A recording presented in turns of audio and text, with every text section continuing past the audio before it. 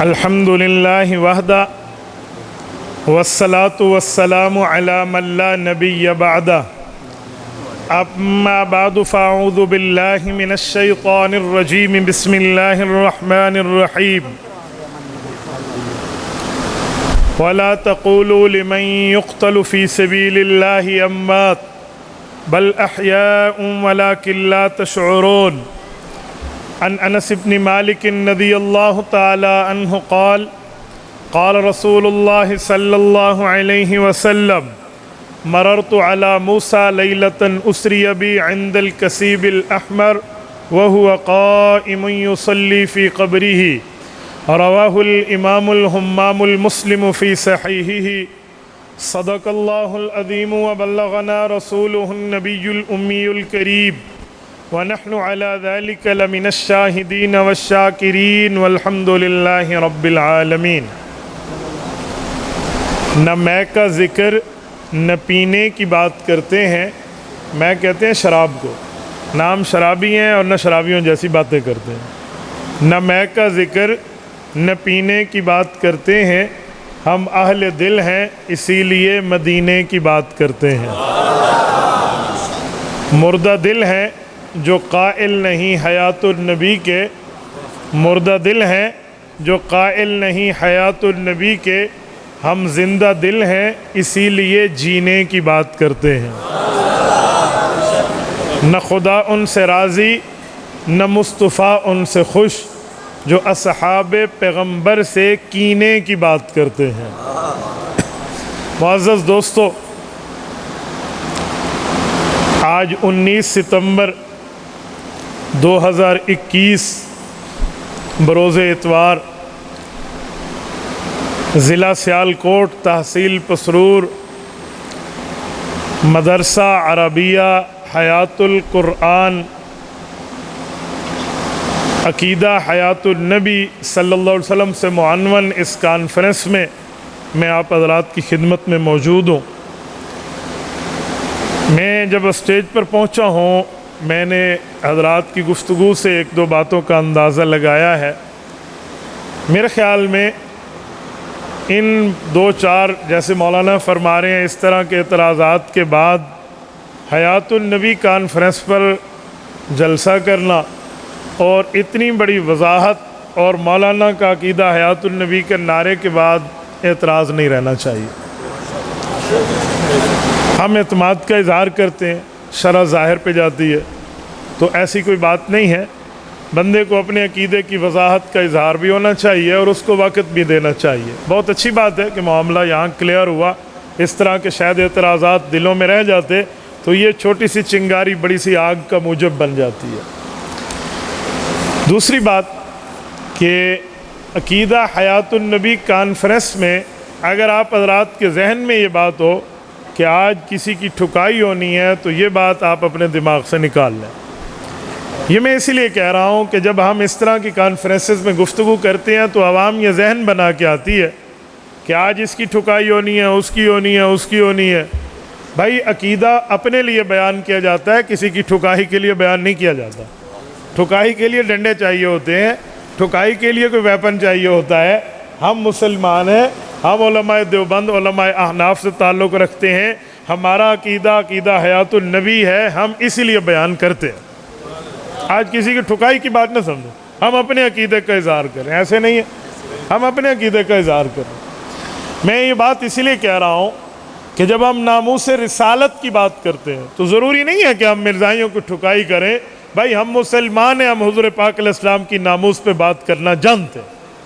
جب ہم ناموس صحابہ کی بات کرتے ہیں تو اسی لیے کرتے ہیں کہ صحابہ ہمارے ایمان کا معیار ہے، ہم اسی لیے صحابہ کی بات کرتے ہیں۔ ہم امام اعظم ابو حنیفہ رحمہ اللہ کے مناقب کی بات کرتے ہیں تو کسی کو چھڑانے کے لیے نہیں کرتے، ہم اسی لیے کرتے ہیں کہ وہ صحابہ کے شاگرد ہمارے رہبر اور رہنما ہیں۔ ہم علماء دیوبند کی بات کرتے ہیں تو اسی لیے نہیں کرتے کہ ایسی کسی نے چھیڑنا ہے، ہم اسی لیے کرتے ہیں کہ ہم علماء دیوبند کو دین کا صحیح ترجمان سمجھتے ہیں۔ تو ہم نے جو عقیدہ حیات النبی کانفرنس سیلیبریٹ کی ہے، اس کا مقصد کسی کو چھیڑنا نہیں ہے، اپنے عقیدے کا اظہار ہے، اور اپنی مسجد میں اپنے مجمع کو اپنا عقیدہ سنانے پر کسی قسم کی کوئی پابندی نہیں ہے۔ میرے دوستو، عقیدہ حیات النبی پر ایک دو باتیں میں شروع میں عرض کرتا ہوں۔ جب ہم عقیدہ حیات النبی کی بات کرتے ہیں، میں دلائل اپنی جگہ رکھوں گا لیکن ایک دو اعتراضات کلا کما کرنے لگا ہوں، تو لوگ ہم سے ایک بات پوچھتے ہیں کہ اس عقیدے کو بیان کرنے کی ضرورت کیا ہے، اور پھر اس ضرورت پہ سوال کرتے ہیں جی قبر میں سوال ہوگا؟ عام بندہ کہتا ہے جی نہیں ہوگا، تو کہتے ہیں جب قبر میں بھی نہیں پوچھا جائے گا، اس مسئلے پہ کوئی لڑائی بھی پڑ جائے، کوئی ادھر ادھر کا معاملہ بھی ہو جائے، تو بیان کرنے کی ضرورت کیا ہے؟ تو میں ایک بات آپ کو کہوں کہ اگر صرف اسی پر ہی بات کرنی ہے کہ جو قبر میں 3 لفظ پوچھے جائیں گے، اللہ کون ہے، رسول اللہ کون ہے اور دین کیا ہے، تو پھر تو آج کے بعد ختم نبوت کی بات بھی نہ کریں، ہم ناموس صحابہ کی بات بھی نہ کریں، عظمت امام اعظم ابو حنیفہ کی بات بھی نہ کریں، ہم روزہ نماز حج زکوٰۃ کی دعوت بھی نہ دیں، آذان اور جماعت اور جمعہ کی بات بھی نہ کریں کہ 3 سوالوں میں تو اس طرح کی تفصیلات موجود نہیں ہیں۔ تو اسی لیے میرے دوستو، ہمارا عقیدہ اور نظریہ ہے تو ہم اس کو بیان کرتے ہیں، اس کی ضرورت ہے۔ رہا یہ سوال کہ قبر میں پوچھ ہوگی تو جی ہاں ہوگی۔ کوئی پوچھے کیسے؟ من ربک میں توحید ہے، من نبیک میں رسالت ہے، اور ما دینک میں تمام عقائد ہیں۔ یہ بات ذہن میں رکھیں، ما دینک تیرا دین کیا ہے، تیرا مذہب کیا ہے، تیرا نظریہ کیا ہے، وہ عقیدہ ختم نبوت سے لے کر عقیدہ حیات النبی تک تمام عقائد موجود ہیں۔ تو یہ بات آپ کے ذہن میں ہو۔ تو میرے دوستو، یہ باتیں کرنا کہ جی اس طرح کے سوالات قبر میں ہوں گے، یہ عقیدے کو گرانے والی باتیں ہیں۔ میں سابقہ مماتی ہوں، میں نے توبہ کی ہے اور میں واپس آیا ہوں، میری ایک داستان ہے۔ میں اندر سے بات سمجھتا ہوں کہ یہ توڑنے کی سازشیں ہوتی ہیں، اس طرح کی باتوں میں عوام کو ورغلایا جاتا ہے۔ دیکھیں بات یہ ہے، رسول پاک صلی اللہ علیہ وسلم کی حدیث پاک موجود ہے، قرآن کریم کی آیات موجود ہیں، صحابہ کرام کا عقیدہ اور نظریہ موجود ہے، اور امت مسلمہ کا طرز عمل موجود ہے۔ اسے دیکھ لیا جائے، اگر اللہ کا قرآن، اگر رسول اللہ کا فرمان، اگر صحابہ کرام کا معاملہ اور اہل سنت والجماعت 1400 سال کی امت کا معاملہ سامنے آ جائے، حیات النبی پر تو اسے مان لیا جائے، انکار حیات پر تو اسے مان لیا جائے، اس میں تو کوئی لڑائی کی بات نہیں ہے۔ لیکن میں بنیادی طور پر ایک بات کرتا ہوں، اہل سنت والجماعت میں، حنفی، شافعی، مالکی، حنبلی میں اس پر کوئی اختلاف نہیں ہے کہ وفات کے بعد انبیاء کرام کو قبر میں زندگی ملتی ہے۔ پورے قرآن کریم کی 6666 کم و بیش آیات، 114 صورتیں، 540 رکوع، 7 منازل، 30 پاروں میں ایک آیت ایسی نہیں ہے جو رسول اللہ کی قبر کی حیات کا انکار بتائے۔ کوئی نہیں، بالکل کوئی نہیں۔ پیش کر دیا جائے۔ میرے پاس 2 موبائل ہیں، ایک میرے ساتھی کے پاس، ایک میرے پاس ہے، دونوں کی قیمت 3 لاکھ ہے، میں ابھی ہدیہ دینے کے لیے تیار ہوں، شرط نہیں رکھ رہا، ہدیہ دینے کے لیے تیار ہوں۔ ایک آیت نہیں ہے جس کا یہ ترجمہ ہو کہ انبیاء قبروں میں زندہ نہیں ہیں۔ اسی طرح پیغمبر اسلام کی صحیح ضعیف تمام حدیثیں ملا کر کوئی ایک حدیث نہیں ہے جس میں یہ موجود ہو کہ رسول اللہ وفات کے بعد قبر میں زندہ نہیں ہے۔ 1,24,000 کم و بیش صحابہ میں کسی ایک صحابی کا بشمول ام المؤمنین رضی اللہ عنہ یہ نظریہ نہیں ہے۔ پیغمبر کے 1.25 لاکھ صحابہ کے 10 لاکھ تابعین ہیں، کسی ایک تابعی کا یہ عقیدہ اور نظریہ نہیں ہے۔ امت مسلمہ میں صحابہ کرام کے بعد 4 ائمہ ہیں، امام اعظم ابو حنیفہ، امام مالک، امام شافعی، امام احمد ابن حنبل رحمہم اللہ۔ کسی ایک امام کا، کسی ایک فقہ کا، کسی ایک سکول آف تھاٹ کا یہ نظریہ نہیں ہے۔ اور 1957 تک علماء دیوبند میں کوئی ایک دیوبندی کہلانے والا ایسا عالم نہیں ہے جس نے حضور پاک علیہ السلام کی حیات النبی کا انکار کیا ہو۔ بھائی اگر یہ انکار حیات دین ہوتا تو قرآن کریم میں ہوتا، حضور پاک کے فرمان میں ہوتا، صحابہ کے عقائد میں ہوتا، تابعین کے فتاوی میں ہوتا، علماء امت ائمہ کے اقوال میں ہوتا، فقہ کی کتب میں ہوتا۔ تو یہ تو 1957 میں چند بندوں نے مقطع کا اختلاف کیا، اور اس کا جواب وہی جو حضرت مولانا نے فرما دیا کہ حضرت امام اہل سنت والجماعت استاد ذی المکرم حضرت مولانا محمد سرفراز خان صفدر رحمہ اللہ نے علماء دیوبند کی اجماعی دستاویز لکھ کر امت کو جواب دیا. اور وہ ایسی کتاب ہے جس میں عقیدہ حیات النبی پر آیات، احادیث، اجماع لکھا گیا ہے، اور اس پر دستخط کرنے والوں کی تعداد حضرت نے 10 بتائی ہے، میری ناقص معلومات میں 19 ہے، اور 19 وہ علمی آسمان ہیں جنہوں نے اس پر دستخط کیے ہیں، جن کا اس دھرتی پر اللہ کے فضل سے کوئی مثل اور مثال نہیں ہے. شروع میں 10 حضرات ہیں نا، بعد میں تائیدات دوسرے ان کے ایڈیشن میں آتی گئی. مثلا ان پہ جنہوں نے دستخط کیے میں نام لے رہا ہوں. حضرت مولانا حبیب الرحمن العاظمی دارالعلوم دیوبند کے محدث اعظم، حضرت مولانا سید مہدی حسن شاہ جہان پوری مفتی اعظم دارالعلوم دیوبند، حضرت مولانا عنایت اللہ شاہ گجراتی صاحب کے استاد ہیں. حضرت مولانا قاری محمد طیب قاسمی جو 50 سال دارالعلوم دیوبند کے محتمم رہے، نصف صدی. حضرت مولانا خیر محمد جامعہ خیر المدارس والے. حضرت مولانا عبداللہ درخواستی حافظ الحدیث والقرآن، قرآن کریم کے ساتھ پیغمبر کی 1,00,000 حدیث کا سندن متنن حافظ ہے.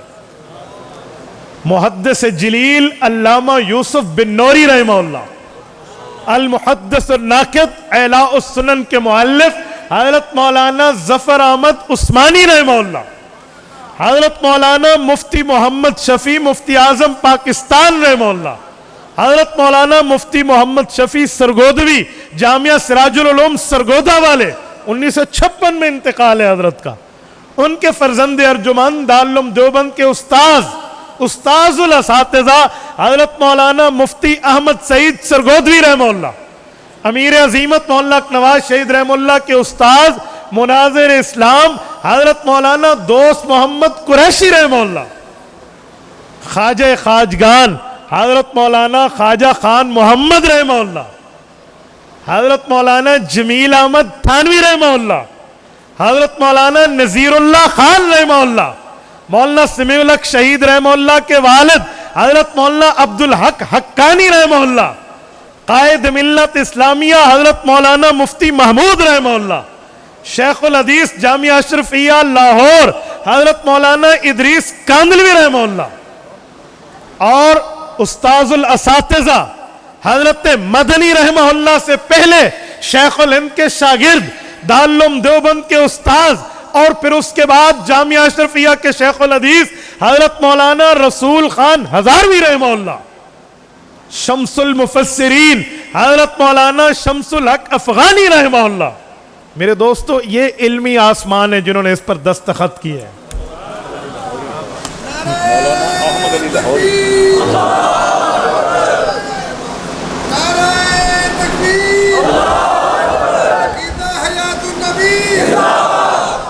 حضرت مولانا احمد علی لاہوری رحمہ اللہ.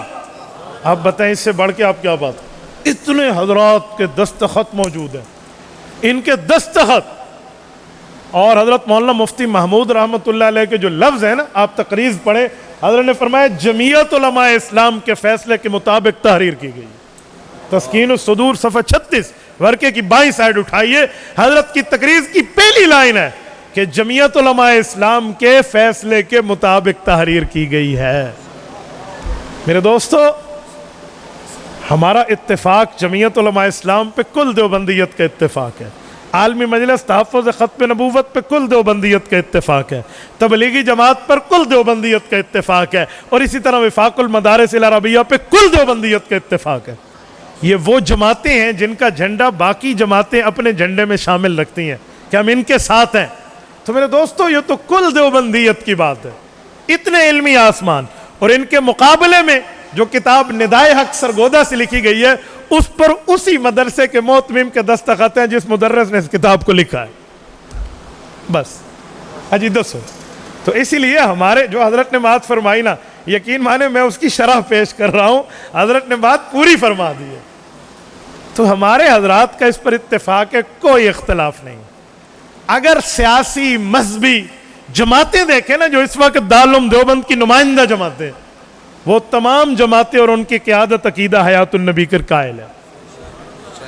وفاق المدارس العربیہ آج پریزیڈنٹ منتخب ہوئے ہیں شیخ الاسلام حضرت مولانا مفتی تقی عثمانی دامت برکاتہ، فتح الملہم کر ان کا تکملہ ہے، جلد نمبر 5 صفحہ نمبر 29 30 31 کھولیے۔ حضرت مفتی صاحب نے قرآن کریم کی 3 آیات لکھ کے فرمایا عقیدہ حیات النبی تو قرآن کریم سے ثابت ہے، اور پیغمبر علیہ الصلوۃ والسلام کی سما عند القبر کی روایات لکھی ہیں۔ وفاق المدارس علماء دیوبند کی نمائندہ جماعت ہے، ان کا عقیدہ حیات النبی عقیدہ ہے۔ تھوڑا آگے چلتے ہیں، حضرت مولانا فضل الرحمان قائد جمعیت دامت برکاتہم علماء دیوبند کی جماعت جمعیت علماء اسلام کے قائد ملت اسلامیہ ہے، ان پر باقی مسالک میں اتفاق کرتے ہیں۔ آپ حضرت نے دستخط فرما کر اپنے والد مکرم حضرت مولانا مفتی محمود رحمہ اللہ کا علمی اثاثہ جو چھاپا ہے فتاوی مفتی محمود، میرے پاس اس کی 12 جلدیں ہیں۔ اس کی پہلی جلد صفحہ نمبر 353 کتاب العقائد، حضرت مولانا مفتی محمود رحمہ اللہ فرماتے ہیں پیغمبر اسلام اپنی قبر میں زندہ ہیں، قبر کے قریب سلام پڑھیں، حضور پاک علیہ السلام خود سنتے ہیں، دور سے پڑھیں فرشتے پہنچاتے ہیں۔ یہ علماء دیوبند کا ایسا اتفاقی عقیدہ ہے، کوئی منکر ہو تو اس کے پیچھے نماز مکروہ تحریمی ہے۔ نیچے لکھا ہے محمود عفا اللہ عنہ، اس سے بڑھ کے آپ کیا بات لائیں گے؟ اچھا تھوڑا آگے چلتے ہیں، آپ اہل سنت والجماعت سپاہ صحابہ کو اٹھا لیں، میرے خیال میں اس پر تو مجھے بات کرنے کی ضرورت نہیں ہے۔ امیر عظیمت حضرت مولانا شہید رحمہ اللہ کی 2 گھنٹے کی حیات النبی کبیر والا اٹھا کے سن لیں۔ مورخ اسلام علامہ ضیاء الرحمن فاروقی شہید رحمت اللہ علیہ کی ہتھیجی کی 1.5 گھنٹہ کی تقریر حیات النبی اٹھا کے دیکھ لیں۔ جرنیل سپاہ صحابہ شہید اسلام، جس پر دیوبندیت کو اس کی قربانیوں پہ فخر ہے، جو جیل میں بیٹھے اور رب اسے اسمبلی میں پہنچا دے، جس کے استقبال کے لیے اما عائشہ حضرت ہزاروی کی خواب میں آئے۔ حضرت مولانا اعظم طارق شہید رحمہ اللہ کا خط نوید سحر میں چھپ چکا ہے۔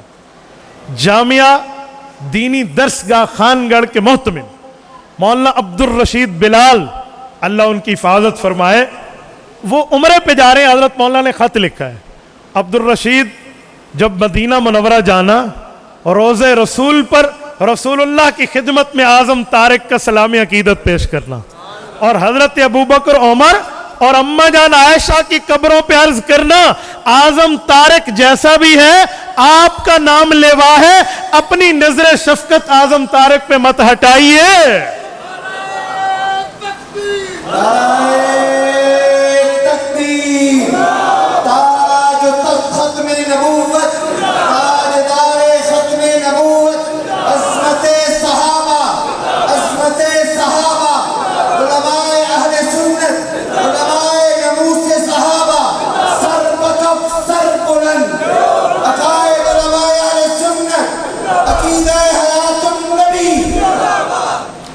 موجودہ دور میں سپاہ صحابہ کی قیادت نے جس کتاب پر دستخط کر کے اپنے عقائد بتائے ہیں وہ حضرت مولانا مفتی حسن لاہور والے دامت برکاتہم کی کتاب خوشبو والا عقیدہ، مولانا عالم طارق نے بھی دستخط کیے ہیں اور حضرت مولانا لدھیانوی صاحب نے بھی دستخط فرمائے ہیں۔ اجی دسو اب کیا بچا؟ اچھا تھوڑا آگے چل رہے ہیں، آپ اور آ جائیے، تبلیغی جماعت پر آ جائیے۔ حضرت مولانا محمد زکریا کاندلوی رحمہ اللہ میرے سرچ کے مطابق اس امت کی واحد ہستی ہیں جنہیں شیخ الحدیث کا لقب ملا ہے۔ من لقب فی عالم الاسلامی اولا بشیخ الحدیث، حضرت مولانا زکریا رحمہ اللہ۔ حضرت مولانا زکریا رحمۃ اللہ علیہ کی 5 کتابوں کے میں حوالہ پیش کر رہا ہوں، آپ حوالہ جات اٹھا لیجیے۔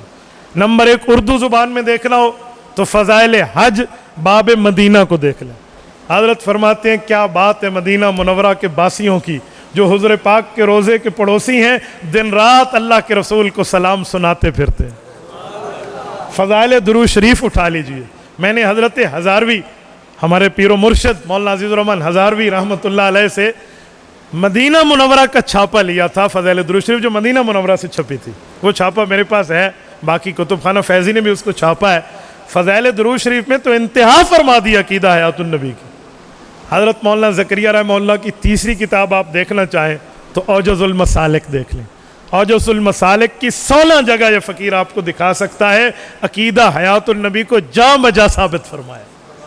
اوجز المسالک موطا امام مالک کی شرح، اور حضرت مولانا زکریہ رحمۃ اللہ علیہ کی الکنز المتواری اما فی صحیح البخاری ولام دراری 36 جلدوں میں مکہ مکرمہ سے حضرت مولانا عبدالحفیظ مکی رحمہ اللہ نے اپنی تحقیق کے ساتھ اس کو شائع فرمایا ہے. آپ چوتھی کتاب اس سے ان کے حوالے دیکھ لیں. اور 5ویں کتاب شیخ زکریہ کی مکاتیب شیخ الحدیث میں صفحہ 505 سے 520 تک 15 صفحات پر مشتمل جو حضرت نے عقیدہ حیات النبی پر خطوط تحریر فرمائے ہیں، ان میں ایک خط بطور استشہاد پیش کرتا ہوں. پاکستان سے کسی آدمی نے حضرت کو خط لکھا کہ المحند میں یہ ہے، فلاں میں یہ ہے، فلاں میں یہ ہے، کوئی خب سے باطن پیش کیا. حضرت نے جواب دیتے ہوئے جو آخر میں جملہ ارشاد فرمایا میں دیوبندی ہوں اور قاسم العلوم والخیرات حضرت مولانا محمد قاسم نانوتوی رحمہ اللہ سمیت اس تمام طائفہ دیوبند کے عقائد کا اندھا پیروکار ہوں. وہ اندھا پیروکار نہیں ہے، وہ بینا پیروکار ہے، لیکن اس کی محبت کا عالم دیکھیے. یار یہ وہ ہے جس نے یہ عقائد، مسائل، فضائل، دلائل لکھے اور دعا کی.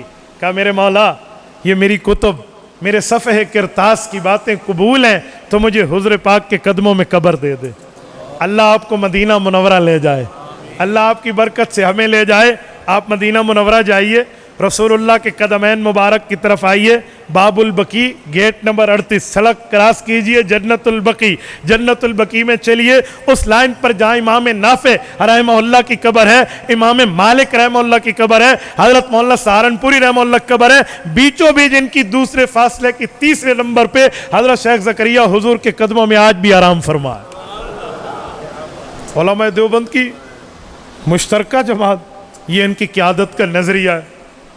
تحریک خدام اہل سنت والجماعت حضرت مولانا قاضی مظہر حسین چکوال والے رحمہ اللہ، اللہ ان کی قبر پہ کروڑوں اربوں رحمت نازل فرمائے. ان کی تو مستقل عقیدہ حیات النبی پر تحریرات موجود ہیں. امام اہل سنت والجماعت رحمہ اللہ کی صرف ذاتی رائے نہیں ہے جیسے حضرت نے فرمایا، یہ تو کل علماء دیوبند کا عقیدہ اور نظریہ جن نے لکھ کر دے دیا. اور اسی طرح کراچی تا خیبر کی چوٹیوں تک آپ چلے جائیے، اور اسی طرح آپ پیر پنجال کی پہاڑیاں اٹھا کر ڈی اے خان اور بلوچستان کے صحراؤں تک جائیے. علماء دیوبند کا کوئی ایک دارالفتاء، کوئی ایک دارالعلوم، کوئی ایک مدرسہ، کوئی ایک دیوبندی عالم آپ کو ایسا نہیں ملے گا جو حضور کی قبر کی حیات کا انکاری ہو یا عند القبر سلام کا انکاری ہو. میں دلائل سے پہلے بات کروں، میں نے ابھی دلیلیں شروع نہیں کی، میں چند شبہات کا مجھے تو ان کی باتیں سن کے تقریر آنا شروع ہوئی ہے، میں چند شبہات آپ کو پیش کر رہا ہوں. حضرت مولانا لاہوری پر بات کر کے میں قرآن کریم شروع کرتا ہوں. توجہ ہے آپ کی. میں نے ابھی بھی حضرت مولانا علامہ نور الحسن قادری صاحب کی مسجد میں مغرب میں جو بات کی ہے نا، اس میں نے حضرت لاہوری رحمہ اللہ کا ایک واقعہ سنا ہے. مجھے بھی سلسلہ قادریہ میں حضرت کی وجہ سے اجازت ہے تو میں اس پر ایک بات عرض کرتا ہوں. میں مدینہ منورہ میں اپنے پہلے سفر میں تھا. سوک بنگال میں ہمارا دارالانصار ایک ہوٹل ہے. شروع میں وہ ہوٹل ہمیں دور ہوا کرتا تھا تو وہیں لیتے تھے. میں اس ہوٹل میں پہنچا ظہر سے تھوڑا پہلے، یا ظہر کی نماز ہو چکی تھی، ایک وقت تھا. تو میں نے سوچا کہ غسل کر کے نئے کپڑے پہن کے خوشبو لگا کے حضور کی خدمت میں استقبال کے لیے، سلام کے لیے حاضر ہوا جائے. کیوں؟ علماء جانتے ہیں کہ وفد بنی عبد القیس آیا تھا اور ان کا جو بڑا عامر تھے نا، جو ان کے قائد تھے، وہ حضور پاک کی خدمت میں دیر سے آئے تھے. وفد والے بھاگ کر پہلے آ گئے. تو اللہ کے رسول نے اس دیر سے آنے والے کی وجہ پوچھی، بتایا نہا کے آیا، دھو کے آیا اپنے آپ کو، اور غسل کر کے آیا، نئے کپڑے پہن کے خوشبو لگا کے آیا. حضور نے ان کی تعریف کی. میں نے اسی لیے سوچا کہ عصر کے بعد میں نے کپڑے وغیرہ پہنے. اسی اسنا میں مجھے ریاض سے کال آئی. میں نہیں جانتا بھائی سعید کون ہے، مجھ سے کال پہ بات کی. تو میں نے کہا آپ تو 1200 کلومیٹر دور ہیں. کہتے ہیں نہیں، حضرت لاہوری رحمہ اللہ کے سلسلے کے ایک بزرگ ہیں، مدینہ منورہ میں مولانا رشید رہتے ہیں، اور وہ آپ سے ملنے کے متمنی ہیں، اور وہ آپ کو حضرت لاہوری کی کچھ بات عرض کرنا چاہ رہے ہیں تاکہ آپ وہ سن کر پھر روزہ رسول پہ حاضری دیں. میرا اشتیاق بڑھ گیا. میں نے کہا جی بالکل. کچھ وقت گزرا، حضرت تشریف لائے اپنے خدام کے ساتھ اپنی گاڑی میں، اور مجھے کہا آپ سلام کی حاضری تو نہیں ہوئے؟ میں نے کہا نہیں ہوئے. کہا میری معلومات میں آپ پہلی بار آئے. میں نے کہا جی بالکل، زندگی میں ضیف اللہ اور ضیف رسول اللہ بن کے زندگی میں پہلی بار. کہا اچھا ایسا ہے.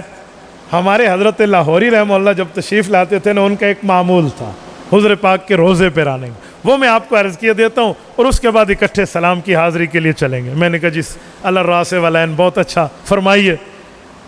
مسرور کے دوستو ذرا اپنے سینے میں رسول اللہ کی محبت کو رکھیے اور میرے اس جملے کو ضائع نہ ہونے دینا۔ حضرت لاہوری فرماتے ہیں کہ ہمارے اکابر نے روضہ رسول پر جانے کے بہت سے آداب لکھے ہیں۔ وہ کیا لکھے ہیں؟ خوبصورت ہو کر جاؤ، اچھا لباس پہن کر جاؤ، خوشبو لگا کر جاؤ، اور پھر رسول اللہ کی قبر پہ سلام پیش کرو۔ حضرت ابوبکر و عمر رضی اللہ عنہ قبر پہ سلام پیش کرو، آقا انعامدار جواب دیں گے، بڑی سعادت ہوگی۔ اور اسی طرح استشفاء قرآن کریم کی آیت میں موجود ہے، وہ استشفاء پیش کرو۔ جن دوستوں نے تمہیں سلام کے جو ہے نا ہدیے دیے ہیں ان کا سلام پیش کرو۔ یہ ہمارے کا اللہ لاہوری فرماتے ہیں یہ سارے کام سر آنکھوں پہ ہم کریں گے، لیکن ایک کام لاہوری کا اپنے ذوق کا ہے۔ کہ وہ کیا؟ کہ حدیث پاک میں ہے کہ جب رسول پاک علیہ السلام حضرت ابو طالب کے پاس آئے تھے، حضرت علی المرتضیٰ کے ابا جان، رسول اللہ کے شفیق چچا، ان کے پاس آئے تو حضرت ابو طالب کو کلمے میں تأمل ہوا نا، تو وہاں حضور پاک علیہ السلام نے ایک لفظ ارشاد فرمایا۔ وہ یہ فرمایا کہ میرے چچا جان، میرے حضرت ابو طالب کی حضور نے ہمیشہ عزت کی ہے۔ یہ یاد رکھنا، عزت سے لفظ ہم اٹھائیں گے، عزت سے نام لیں گے۔ یا امی کہہ کر فرماتے تھے، یہ یا عقیدت کی ہوتی تھی۔ سیرت ابن شام میں ہے یا امی لو وضع الشمس علی یمینی والقمر علی یسار، بڑی عزت احترام ہوتا تھا۔ تو حضور پاک علیہ السلام نے کہا فرمایا میرے چچا میرے کان میں کلمہ پڑھ لیں۔ کہ وہ کیا؟ کہ جب آپ میرے کان میں کلمہ پڑھ لیں گے تو کل قیامت میں اگر آپ کے ایمان کی گواہی آئی تو میں بطور گواہ اللہ کے ہاں پیش ہوں گا کہ میرے اس بندے نے کلمہ پڑھا۔ حضرت لاہوری فرماتے ہیں کہ اس حدیث پر آج ہمیں عمل کرنا چاہیے۔ ہم حضور کے روضے پہ جائیں، سلام پیش کریں، استشفاء پیش کریں، درود پاک پڑھیں، صلاۃ و سلام پڑھیں، اور رسول اللہ کی خدمت میں ہدیہ جن دوستوں نے دیا وہ پیش کریں، تو ساتھ ایک کام کرو، تجدید ایمان بھی کر لو۔ تجدید ایمان کیا ہے؟ کہ حضور پاک کے سامنے ٹھہر کر عرض کرو کہ یا رسول اللہ، میں نے کلمہ تو اپنے ابا جان کے کہنے پہ پڑھا تھا، اپنی اماں کے کہنے پہ پڑھا تھا، اپنے استاد جی کے کہنے پہ پڑھا تھا، دین اسلام سے متاثر ہو کر گھر بیٹھے مجھے کلمہ ملا۔ آپ کا لقب صادق اور امین ہے۔ صادق مانا آپ سے بڑا سچا اس دھرتی پر کوئی نہیں، امین سے مانا اگر آپ کو کوئی امانت دی جائے آپ اس میں خیانت نہیں فرماتے۔ حضور کی امانت پتہ ہے کیا ہے؟ یعنی ہجرت کی رات جب انہوں نے جان لینے کا ارادہ کیا ہے، 100 بندوں نے گھیرا لگایا ہوا ہے، اس رات بھی امانتوں کا اتنا فکر ہے کہ علی میرے بستر پہ سو جاؤ، لوگوں کی امانتیں لوگوں کو واپس کر کے میرے پیچھے چلے آنا۔ اچھا آپ کو پتہ ہے وہ امانتیں کیا تھی؟ میں نے اپنے مطالعے میں، بڑے حضرات بیٹھے ہیں، حضرات جانتے ہوں گے، جو میں نے سرچ کیا مجھے اپنے علماء کی کتب میں اس کا جواب نہیں ملا کہ وہ امانتیں کیا تھے۔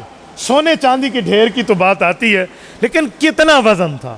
میرے ایک استاد ہیں حضرت عظیم مجاہد رحمہ اللہ، حضرت مولانا مفتی محمود رحمہ اللہ کے ساتھی ہیں۔ ان کا تعلق تھا ایک برٹش جج سے، انگریزی دور کی بات کر رہا ہوں، برلاس جج اس کا نام تھا۔ وہ برٹش لا پڑھ کے انگلینڈ سے آیا اور وائسرائے نے اس کو ہمارے ضلع میں بطور جج تعینات کیا، تو اس کو اسلامک لا سے اور برٹش لا سے بڑا لگاؤ تھا۔ تو انہوں نے اس سے پوچھا کہ یار یہ جو امانتوں کی بات ہے، آپ نے کوئی اپنے لا میں پڑھا ہے، کوئی اپنی کتابوں میں پڑھا ہو کہ وہ کیا امانتیں تھی جس کی رکھوالی حضرت علی المرتضیٰ نے کی اور رسول اللہ نے دی؟ تو وہ کہتے ہیں جی ہمارے علوم بتاتے ہیں، میں برٹش لا کی بات کر رہا ہوں، کہ کوئی 25 سے لے کر 30 من کے لگ بھگ سونا چاندی کے ڈھیر تھے۔ کمال حضرت علی کی دیانتداری پہ کہ جو کی روٹی کھا کے اس کا پہرا دیا ہے، ایک تولہ بھی وہاں سے نہیں اٹھایا۔ حضور اتنے امانت دار ہیں، امین ہیں۔ تو حضرت لاہوری فرماتے ہیں اللہ کے رسول کی خدمت میں عرض کرو کہ یا رسول اللہ آپ صادق بھی ہیں، امین بھی ہیں، اب میں آپ کے سامنے کلمہ طیبہ پڑھ رہا ہوں، اپنے ایمان کی تجدید کر کے آپ کو اپنے ایمان کا گواہ بنا رہا ہوں، اور آپ کو ایمان کا گواہ بنا رہا ہوں، امانت آپ کے حوالے کر رہا ہوں۔ اگر میدان محشر میں، اگر ترازوئے میزان عدل پہ ہم سے سوال ہو جائے کہ اپنے کلمے کو ثابت کرو، ایمان کو ثابت کرو، تو آپ میرا یہ امانت کا تحفہ مجھے وہاں پیش کرنا، میں وہاں پیش کر دوں گا۔ حضرت لاہوری کا لفظ انہوں نے فرمایا کہ حضرت فرماتے تھے کہ اذا تداینتم بدین کے تحت اللہ کا قرآن کہتا ہے کہ کوئی لین دین آپس میں کرو تو کم از کم 2 مسلمان گواہ بنا لو. ٹھیک ہے, تو کہا یہ 2 گواہ کا نصاب بھی اس روزے میں پورا ہے. نہیں سمجھے؟ 2 گواہوں کا نصاب بھی پورا ہے. کہ حضرت ابوبکر عمر شیخین رضی اللہ عنہما خدمت میں عرض کرنا کہ میں نے کلمے کی گواہی, آج کلمہ پڑھ لیا, آپ گواہ ہو جائیں. قیامت میں اگر خدا کی قسم اللہ کے دربار میں سوال ہوا کہ تیرے ایمان کی دلیل کیا ہے, حضور پاک کے ہاتھوں ایمان کی گواہی آئی, مہر تصدیق شیخین کی آئی, اس خوش نصیب کو جنت جانے میں کوئی نہیں روک سکتا. یار کیا احسان کیا اس بندے نے. یقین مانیے ہم نے اس طرح سلام پیش کیا. اور پھر میں یہاں لگے ہاں تو ایک بات کرتا جاؤں, بس آ گئی ہے تو کرتا جاؤں ورنہ میری عادت نہیں. حضرت صدیق اکبر رضی اللہ عنہ میرے والد کے 38ویں دادا ہیں, ہم نسلاً بھی صدیقی ہیں. تو حضرت یعنی بنو تمیم, میرے پاس تو پورا شجرہ ہے نا اپنا الحمدللہ. تو حضرت صدیق اکبر رضی اللہ عنہ تو ہمارے دادا لگتے ہیں نا. تو میں نے انہیں اس بات میں یہ بات پیش کی کہ میں نے کہا میں تو یا جدی کہہ کر بھی گواہ بنا سکتا ہوں, دادا جان کہہ کر بھی. تو اللہ کا کرم, میں نے الحمدللہ جب بھی سلام پیش کیا ہے ایسے ہی کیا. اور ایک بات اور بھی کروں, حضرت لاہوری رحمۃ اللہ علیہ مکہ مکرمہ کی بھی ایک بات فرماتے تھے. وہ کیا فرماتے کہ جب میں حضرت میمونہ کی قبر پہ کیا رضی اللہ عنہ, ام المؤمنین حضرت میمونہ واحد ام المؤمنین ہے جن کی قبر تنہا ہے. حضرت خدیجہ پہلی ام المؤمنین ہے, ان کے ساتھ ان کے بیٹے حضرت قاسم دفن ہے جنت المعلی مکہ مکرمہ میں. اور حضرت عائشہ, یہ 9 ہماری اماں جان اکٹھی مدینہ منورہ میں قبر ہے. لیکن حضرت میمونہ بنت حارث رضی اللہ عنہ واحد ام المؤمنین ہے جن کی قبر وادی صرف میں ہے. یہ وادی صرف کہاں ہے؟ مکہ مکرمہ سے آپ جدہ روڈ پہ آئیے, 8 کلومیٹر بعد آپ کو 8 کلومیٹر کے بعد تنعیم ملے گے, جسے جامع ام المؤمنین مسجد عائشہ کہتے ہیں, جہاں سے احرام باندھا جاتا ہے. احرام, بعض لوگ کہتے ہیں ادھر سے احرام نہیں ہے. مولانا آپ کتب اٹھائیں. ایک بندے نے کہا وہ تو اماں جان عائشہ کو ایک فطرتی وجہ تھی کہ حضور پاک نے وہاں بھیجا تھا احرام کے لیے. میں نے کہا بھائی حضرت عبداللہ بن زبیر نے جب کعبہ کی جدید تعمیر کی تھی تو شکرانے کا عمرے کا احرام جو باندھا یہ یہاں سے باندھا تھا. انہیں تو کوئی فطرتی مسئلہ نہیں تھے, تو مرد تھے, ٹھیک ہے نا, تو وہاں باندھا جاتا ہے. اس سے یہ 8 ہے اور اس سے آگے جائیے 12 کلومیٹر اسی جدہ روڈ پہ, جس روڈ پہ آپ چل رہے ہوں گے نا اسی روڈ پہ آپ سڑک کراس کر کے ساتھ دیکھیں, یہ حضرت میمونہ کا گھر ہے, وادی صرف ہے, اور اسی جگہ ان کی شادی ہوئی, اسی جگہ ان کی رخصتی ہوئی, اور اتفاق اسی جگہ ان کا انتقال ہوا. حضرت عبداللہ بن عباس رضی اللہ عنہ ان کی قبر مبارک طائف میں ہے, جامع عبداللہ بن عباس میں. حضرت ان کے بھانجے ہیں, حضرت عبداللہ بن عباس ان کی تدفین میں شامل تھے اور کہہ رہے تھے بڑے آرام سے قبر پر رکھنا, یہ اللہ کے رسول کی پیاری عزت محترمہ ہے. تو یہ ان کا گھر ہے. حضرت لاہوری وہاں گئے, حضرت وہاں مراقب ہوئے.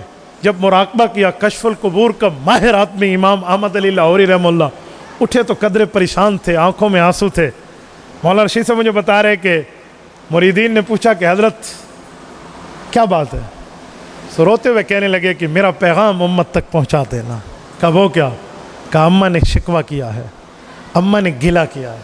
کہا میرے بیٹے حج اور عمرے کے لیے آتے ہیں, میری ان بہنوں کے پاس جاتے ہیں جو ساری اکٹھی ہیں, میری اس بہن کے پاس خدیجۃ الکبریٰ کے پاس جاتے ہیں جو اپنے بچے کے ساتھ ہے, میں یہاں تنہا ہوں, میرے پاس سلام کے لیے نہیں آتے. تو کہا جب جایا کرو نا ادھر بھی سلامی پیش کیا. رب جانتا ہے میں جھوٹ بولوں اللہ میرے ساتھ مدد کھینچ لے. میں رات کو 2:30 سے 3 بجے اس قبر پہ پہنچا. اللہ کی قسم کھا کے کہتا ہوں میں حتیم کئی بار گیا ہوں, بڑا اللہ کا سعادت مندی ہے, کئی بار حتیم کعبہ میں مجھے اللہ نے عبادت کی توفیق دی ہے, لیکن جو سکون مجھے یہاں ملا ہے وہ حتیم میں محسوس نہیں ہوا. خدا کی قسم خوشبوئیں, یہاں کا روحانی ماحول, یہاں کی روحانی کیفیت, اماں جان میمونہ رضی اللہ عنہ کی خدمت میں حاضری, آج بھی جسم کے رونگٹے کھڑے ہو جاتے.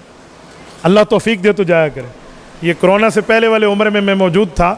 حضرت قائد ملت اسلامیہ مولانا فضل الرحمان دامت برکاتہم ہماری وہاں دار تقویٰ میں مولانا کے وہیں روم میں حضرت کی زیارت کا شرف حاصل ہوا.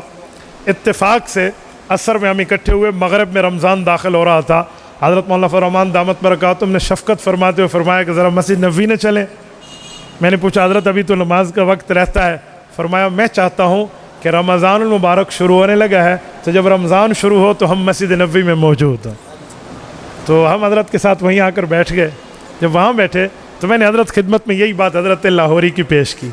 मैंने कहा हज़रत आप कल बाई रोड जा रहे हैं, कल या परसों जा रहे थे उम्रे पे ना, तो फरमान लगे जी मैं इस दफ़ा बाई रोड जा रहा हूँ। तो मैंने कहा रास्ते में यूँ मैंने बात की तो मौलाना मेरा हाथ पकड़ ली। मुझे कहा जी बिल्कुल, मैं जब भी बाई रोड जाता हूँ अम्मा की खिदमत में हाज़िरी देता हूँ। मेरे दोस्तों, हमारे अकाबिरीन में कोई हयातुन नबी का बनकर नहीं है। जो है उन्हें समझाएं कि भाई आप ये रविश छोड़ दें। मैं बड़े प्यार से कह रहा हूँ, हम कोई लड़ाई की दादा नहीं है, हमारा कोई ये बात नहीं है। मैं कहता हूँ भाई आप ये रविश छोड़ दें, या तो ख़ुद को देवबंदी कहना छोड़ दें, देवबंदी कहें तो पूरे देवबंदी बन जाए। इत्तेफाक है या नहीं है? बोलिए। मैं कह रहा हूँ दो रंगी छोड़ दे, यक रंग हो जा, सरासर मोम या संग हो जा। आप तायद करते? जो तायद करते हाथ खड़ा करके मेरी तायद करें। आप एक बार अब ना हयातुन नबी कहना, अकीदा हयातुन नबी, अकीदा हयातुन नबी। मुझे बताएं जो खुद को देवबंदी कहता है, या तो वो पूरा देवबंदी बने और ये सब कुछ माने, और अगर पूरा देवबंदी नहीं बनता तो उसको फिर अकीदा हयातुन नबी का इनकार अपने देवबंद के साथ नहीं जोड़ना चाहिए। मैं कहूँ मैं पुलिस वाला हूँ और head of the department of the police कहे इसका पुलिस से कोई ताल्लुक नहीं है, ये हमारे रजिस्टर में नहीं है, तो मैं कैसा पुलिस वाला हूँ? आप कह रहे हो मैं देवबंदी हूँ, दारुल देवबंद कह रहा है अकीदा हयातुन नबी का, देवबंदी कायल है, जो मुनकर है वो देवबंदी नहीं है, आप फिर भी कहते हैं हम देवबंदी हैं। ये तो वही मिसाल है, वो एक बेचारी थी ना, वो कहती थी मुझे गाड़ी की फ्रंट सीट पर बिठा के ले जाओ, और वो कहते थे तुझे लेकर नहीं जाते, और ये कहती थी मैं उठती बैठती जाऊंगी। तो भाई आप तो फैली न बनिए, आप पक्के देवबंदी बनिए। हम बनास्पति देवबंदी नहीं है, हम पक्के देवबंदी हैं या नहीं? हम सारे अकायद मानते हैं, हमारा अकीदा और नज़रिया है। मैं दावत फ़िक्र दे रहा हूँ अपने भूले हुए उन दोस्तों को कि भाई आप अगर उलमाए देवबंद को सच्चा मानते हैं तो फिर आपको उलमाए देवबंद के अकायद मानना पड़ेंगे। हज़रत मौलाना मोहम्मद कासिम नानोतवी रहमहुल्लाह आब हयात तहज़ीर और नास में हुज़ूर पाक अलैहिस्सलातु वस्सलाम की कब्र की ज़िंदगी मानते हैं। तुम मौलाना नानोतवी को मानते हो, हयातुन नबी नहीं मानते, तुम कैसे देवबंदी हो? हज़रत शेखुल हिंद मौलाना महमूद हसन देवबंदी रहमहुल्लाह हाशिया अबी दाऊद किताब सला बाब तफरीया बाबिल जुमा में फरमाते हैं अर्ज़ सलात दलील हयात हुज़ूर पाक अलैहिस्सलाम पर दरूद पेश होता है कब्र में, ये हुज़ूर पाक की जिंदगी की दलील है। शेखुल हिंद देवबंदियत का नाम है, वो शेखुल हिंद अकीदा हयातुन नबी का कायल है। तू खुद को देवबंदी कहता है, तू कैसे शेखुल हिंद का मानने वाला है? तू अकीदा हयात का इनकार करता है। हज़रत मौलाना शेखुल अरब वल अजम सैयद हुसैन अहमद मदनी रहमहुल्लाह हज़रत अपने मकातीब में, हज़रत अपनी कुतुब में गायतुल मामूल के हाशिए पर हज़रत वाज़ेह तहरीर फरमाते हैं, फरमाया रसूलुल्लाह सल्लल्लाहु अलैहि वसल्लम की कब्र की हयात के उलमाए देवबंद बड़े जोर और शोर से कायल हैं। इस पर कुरान और हदीस की दलाइल पेश करते हैं। हयात शेखुल इस्लाम में फरमाया जिसका दिल जिंदा है अल्लाह अल्लाह करता है, इसके दिल में अल्लाह है, वो रसूलुल्लाह की कब्र की हयात का इनकार नहीं कर सकता। तू खुद को देवबंदी कहता है, देवबंद का शेखुल हदीस हजरत मदनी हयातुन नबी का कायल है, तू कैसा देवबंदी है? तू हजरत मदनी के अकीदे का कायल नहीं है। खातिमुल मुहद्दिसीन अल्लामा मोहम्मद अनवर शाह कश्मीरी रहमहुल्लाह दारुल देवबंद की रीढ़ की हड्डी है, वो फरमाते हैं कद बलगत मबलगत तवातुर। ये आप उठाइए, फैजुल बारी उठाइए, जिल्द नंबर 4 उठाइए, किताब सलात उठाइए, बाबल हसा उठाइए, सही बुखारी की इस बाब के तहत हजरत अल्लामा अनवर शाह कश्मीरी रहमहुल्लाह फरमाते हैं व औरदुल बहकी फी किताब हयातिल अंबिया अन्नल अंबिया अहयाउन फी कुबूरिहिम। फरमाया अंबियाए कराम तमाम के तमाम अपनी कबूर में जिंदा है और हुजूर पाक कब्र के करीब सलात व सलाम सुनते हैं। हजरत मौलाना अनवर शाह कश्मीरी रहमहुल्लाह फैजुल बारी में लिख के गए हैं, तू खुद को देवबंदी कहता है, दारुल देवबंद का शेखुल हदीस अनवर शाह हयात का कायल है, तू हयात का कायल नहीं है, मैं तुझे कैसे देवबंदी कहूं? हकीम उल उम्मत मौलाना मोहम्मद अशरफ अली थानवी रहमहुल्लाह, आप उठाइए इनकी कुतुब, आपको मिलेगा अल मुहन्नद पे दस्तखत किए, फरमाया हाजा मोतकदी व मोतकद मशाइखी, अकीदा हयात का अकीदा मेरा भी है, मेरे अकाबिर का अकीदा है। हजरत की किताब उठाइए, मिलादुन नबी के साथ मौलुदुन नबी के बाप में लिखते हैं पैगंबर अलैहिस्सलातु वस्सलाम कब्र अतहर में जिंदा है। आप उठाइए अत-तकश्शुफ, हजरत थानवी की किताब, हुजूर पाक को कब्र में जिंदा कहा। आप उठाइए हजरत थानवी रहमतुल्लाह अलैह की किताब, आप जिंदगी की आखिरी किताब बवादिर नवादिर उठाइए, हजरत थानवी रहमतुल्लाह अलैह ने हुजूर पाक अलैहिस्सलाम को कब्र में जिंदा लिखा है। हजरत मौलाना अब्दुल रज़्ज़ाक इस्कंदर रहमहुल्लाह जिस किताब को पढ़ते हुए दुनिया से गए हैं, नशरुत्तीब फी ज़िक्र नबील हबीब उठाइए, हजरत थानवी की जिंदगी की पहली किताब है। फरमाते हैं हुजूर पाक अलैहिस्सलाम कब्र में जिंदा, कब्र के करीब सलाम सुनते हैं और तू खुद को देवबंदी कहे। हजरत थानवी के इस अकीदे का कायल न हो, मैं तुम्हें कैसे देवबंदी कहूं। हजरत ज़ुब्दतुल मुहद्दिसीन अल्लामा शब्बीर अहमद उस्मानी रहमहुल्लाह तफसीर उस्मानी सूरत अहज़ाब आयत नंबर 56 सल्लु अलैहि व सल्लिमु तस्लीमा के तहत लिखते हैं, मेरी किताब फतुल मुल्हम देखो।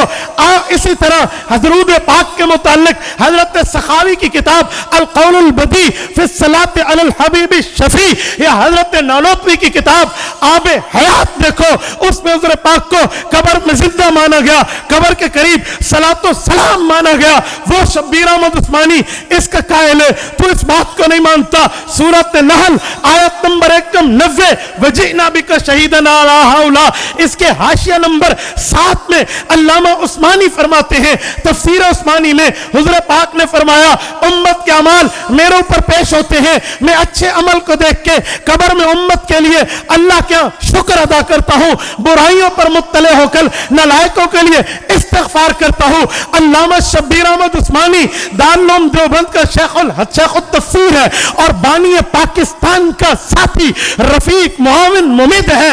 वो हयातुन नबी का कायल कुरान की तफसीर में लिख गया, तू कैसा देवबंदी है, तू अल्लामा उस्मानी की इस तहरीर को नहीं मानता। बानी पाकिस्तान के साथी अल्लामा अशरफ अली थानवी रहमहुल्लाह के भांजे मौलाना जफर अहमद उस्मानी रहमहुल्लाह एलाउ सुनन जिल्द नंबर 10 सफ़ा नंबर 510 पे फरमाते हैं, मैं युनकिरु हयातहु फी कब्रिही काना फवातहु फारिगम मिन हुब्बिही व अक्लुहु खालियम मिन लुब्बिही। अल्लामा जफर अहमद उस्मानी ने जौलानी कलम से ये इबारत लिखी है, फरमाया जो बंदा हुजूर पाक की हयातुन नबी फिल कब्र का इनकारी है, यह सिर्फ इनकार नहीं कर रहा, इसका दिमाग हुजूर पाक की सोच से, इसका दिल हुजूर की मोहब्बत से खाली है। और मौलाना उस्मानी देवबंद की रीढ़ की हड्डी 32 जिल्दों में अहनाफ के दलाइल एलाउ सुनन की शक्ल में लिखने वाला अकीदा हयात का कायल है, तू खुद को देवबंदी कहता है, उलमाए देवबंद की इस तहरीर को नहीं मानता, मैं तुझे कैसे देवबंदी मान लूं। मुफ्ती आजम पाकिस्तान मौलाना मुफ्ती मोहम्मद शफी उस्मानी रहमहुल्लाह जवाहिर अल फिका जिल्द नंबर 2 बाबुस सलाम के तहत कहते हैं, हुजूर पाक अलैहिस्सलाम कब्र के करीब खुद सलाम सुनते हैं, इसलिए अजान के बजाय हुजूर पाक के खिताब का दुरूद हुजूर पाक के रोज़े पे पढ़ा जाए। ये मुफ्ती आजम पाकिस्तान है जो हयातुन नबी की तहरीर पेश करता है, तू खुद को देवबंदी कहता है लेकिन इन अकाबिर के अकायद का इनकार करता है, मैं तुझे कैसे देवबंदी मान लूं। मेरे दोस्तों, मारिफ अल कुरान तफसीर कुरान है, मुफ्ती मोहम्मद शफी रहमहुल्लाह की है, शायद कि कोई खतीब की अलमारी लाइब्रेरी इस किताब से खाली हो। जुमे के बयान के लिए तू तैयारी इससे करता है, लेकिन आपको मारिफ अल कुरान में जिल्द नंबर 7 में सफ़ा नंबर 203 पे सूरत अहज़ाब आयत नंबर 53 वमा कान लकुम अन तुज़ू रसूल अल्लाह की तफसीर में कहते हैं, पैगंबर इस्लाम की बीवियों से निकाह नहीं होता क्योंकि वो उम्मत की माए भी है। पैगंबर इस्लाम कब्र में जिंदा भी है और जिंदा की बीवी से निकाह नहीं होता। ये उलमाए देवबंद की इत्तेफाकी तफसीर हुजूर पाक को कब्र में जिंदा कह दे। देवबंदियत का अकीदा, नजरिया, सोच, फिक्र और मजहब ये है, हुजूर पाक कब्र में जिंदा, तू खुद को देवबंदी कह दे और इन अकाबिर से इनकार करे, मैं तुझे देवबंदी कैसे कहूं।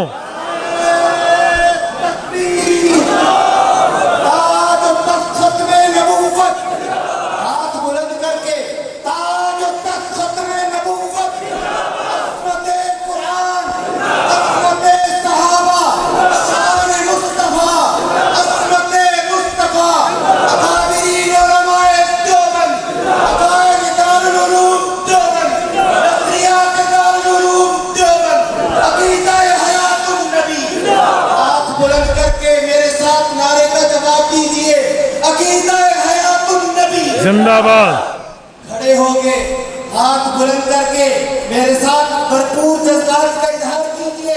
عقیدہ حیات النبی, عقیدہ حیات النبی, عقیدہ حیات النبی. نعرہ تکبیر. مفکر اسلام مفتی عبدالواحد قریشی صاحب.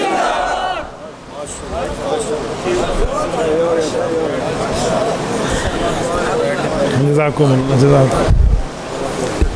آج پتہ نہیں آپ کے مجمع کا ذوق ہے, میں تقریر شروع کرنا چاہتا ہوں لیکن ابھی بھی تمہید میں چل رہا ہوں. رب جانتا ہے میں نے ابھی دلائل نہیں شروع کیے. چلو میں بسم اللہ الرحمن الرحیم کر کے عقیدہ حیات النبی پر قرآن کریم کو بطور دلیل پیش کر رہا ہوں. شاید میرے جانے کے بعد کوئی آپ کو کہے کہ رحمہ اللہ پیش کیتے, کلام اللہ پیش نہیں کیتے. حجت اللہ فی الارض حضرت مولانا محمد امین صفدر کاڑوی رحمہ اللہ فرماتے تھے کہ مجھے کسی نے کہا رحمہ اللہ پڑھتے ہو, کلام اللہ نہیں پڑھتے. اس نے کہا کلام اللہ بھی پڑھتا ہوں, رسول اللہ بھی پڑھتا ہوں, اور رحمہ اللہ بھی مانتا ہوں. توجہ رکھے, قرآن کریم بھی رسول اللہ کی حیات النبی کی بات کرتا ہے. آپ میری کتاب اٹھائیے عقیدہ حیات النبی کورس, اس میں 10 قرآن کریم کے آیات بحوالہ 10 مفسرین کے حوالے سے میں نے پیش کیا ہے. آپ اس کو تفصیلاً دیکھ سکتے ہیں. میں صرف یہاں ایک نقطہ دے رہا ہوں. قرآن کریم سورت نمبر 2 سورت البقرہ آیت نمبر 154, رب کائنات فرماتے ہیں, اب توجہ رکھنا, اب دلائل شروع ہو رہے ہیں, توجہ. رب کائنات فرماتے ہیں اللہ نے 3 باتیں قرآن کریم کی اس آیت میں ارشاد فرمائی ہیں, تینوں غور سے سننے کی قابل ہیں. نمبر 1, وَلَا تَقُولُوا لِمَنْ يُقْتَلُ فِي سَبِيلِ اللَّهِ أَمْوَاتٌ. نمبر 2, بل احیاء. نمبر 3, وَلَٰكِن لَا تَشْعُرُونَ. کتنی باتیں ہیں؟ بولتے جائیں, میرا ساتھ دیجئے. کتنی باتیں ہیں؟ انگلی دیکھ کر جواب دیجئے. کتنی باتیں ہیں؟ 3 باتیں. سورت بقرہ آیت نمبر 154. پہلی بات, وَلَا تَقُولُوا لِمَنْ يُقْتَلُ فِي سَبِيلِ اللَّهِ أَمْوَاتٌ.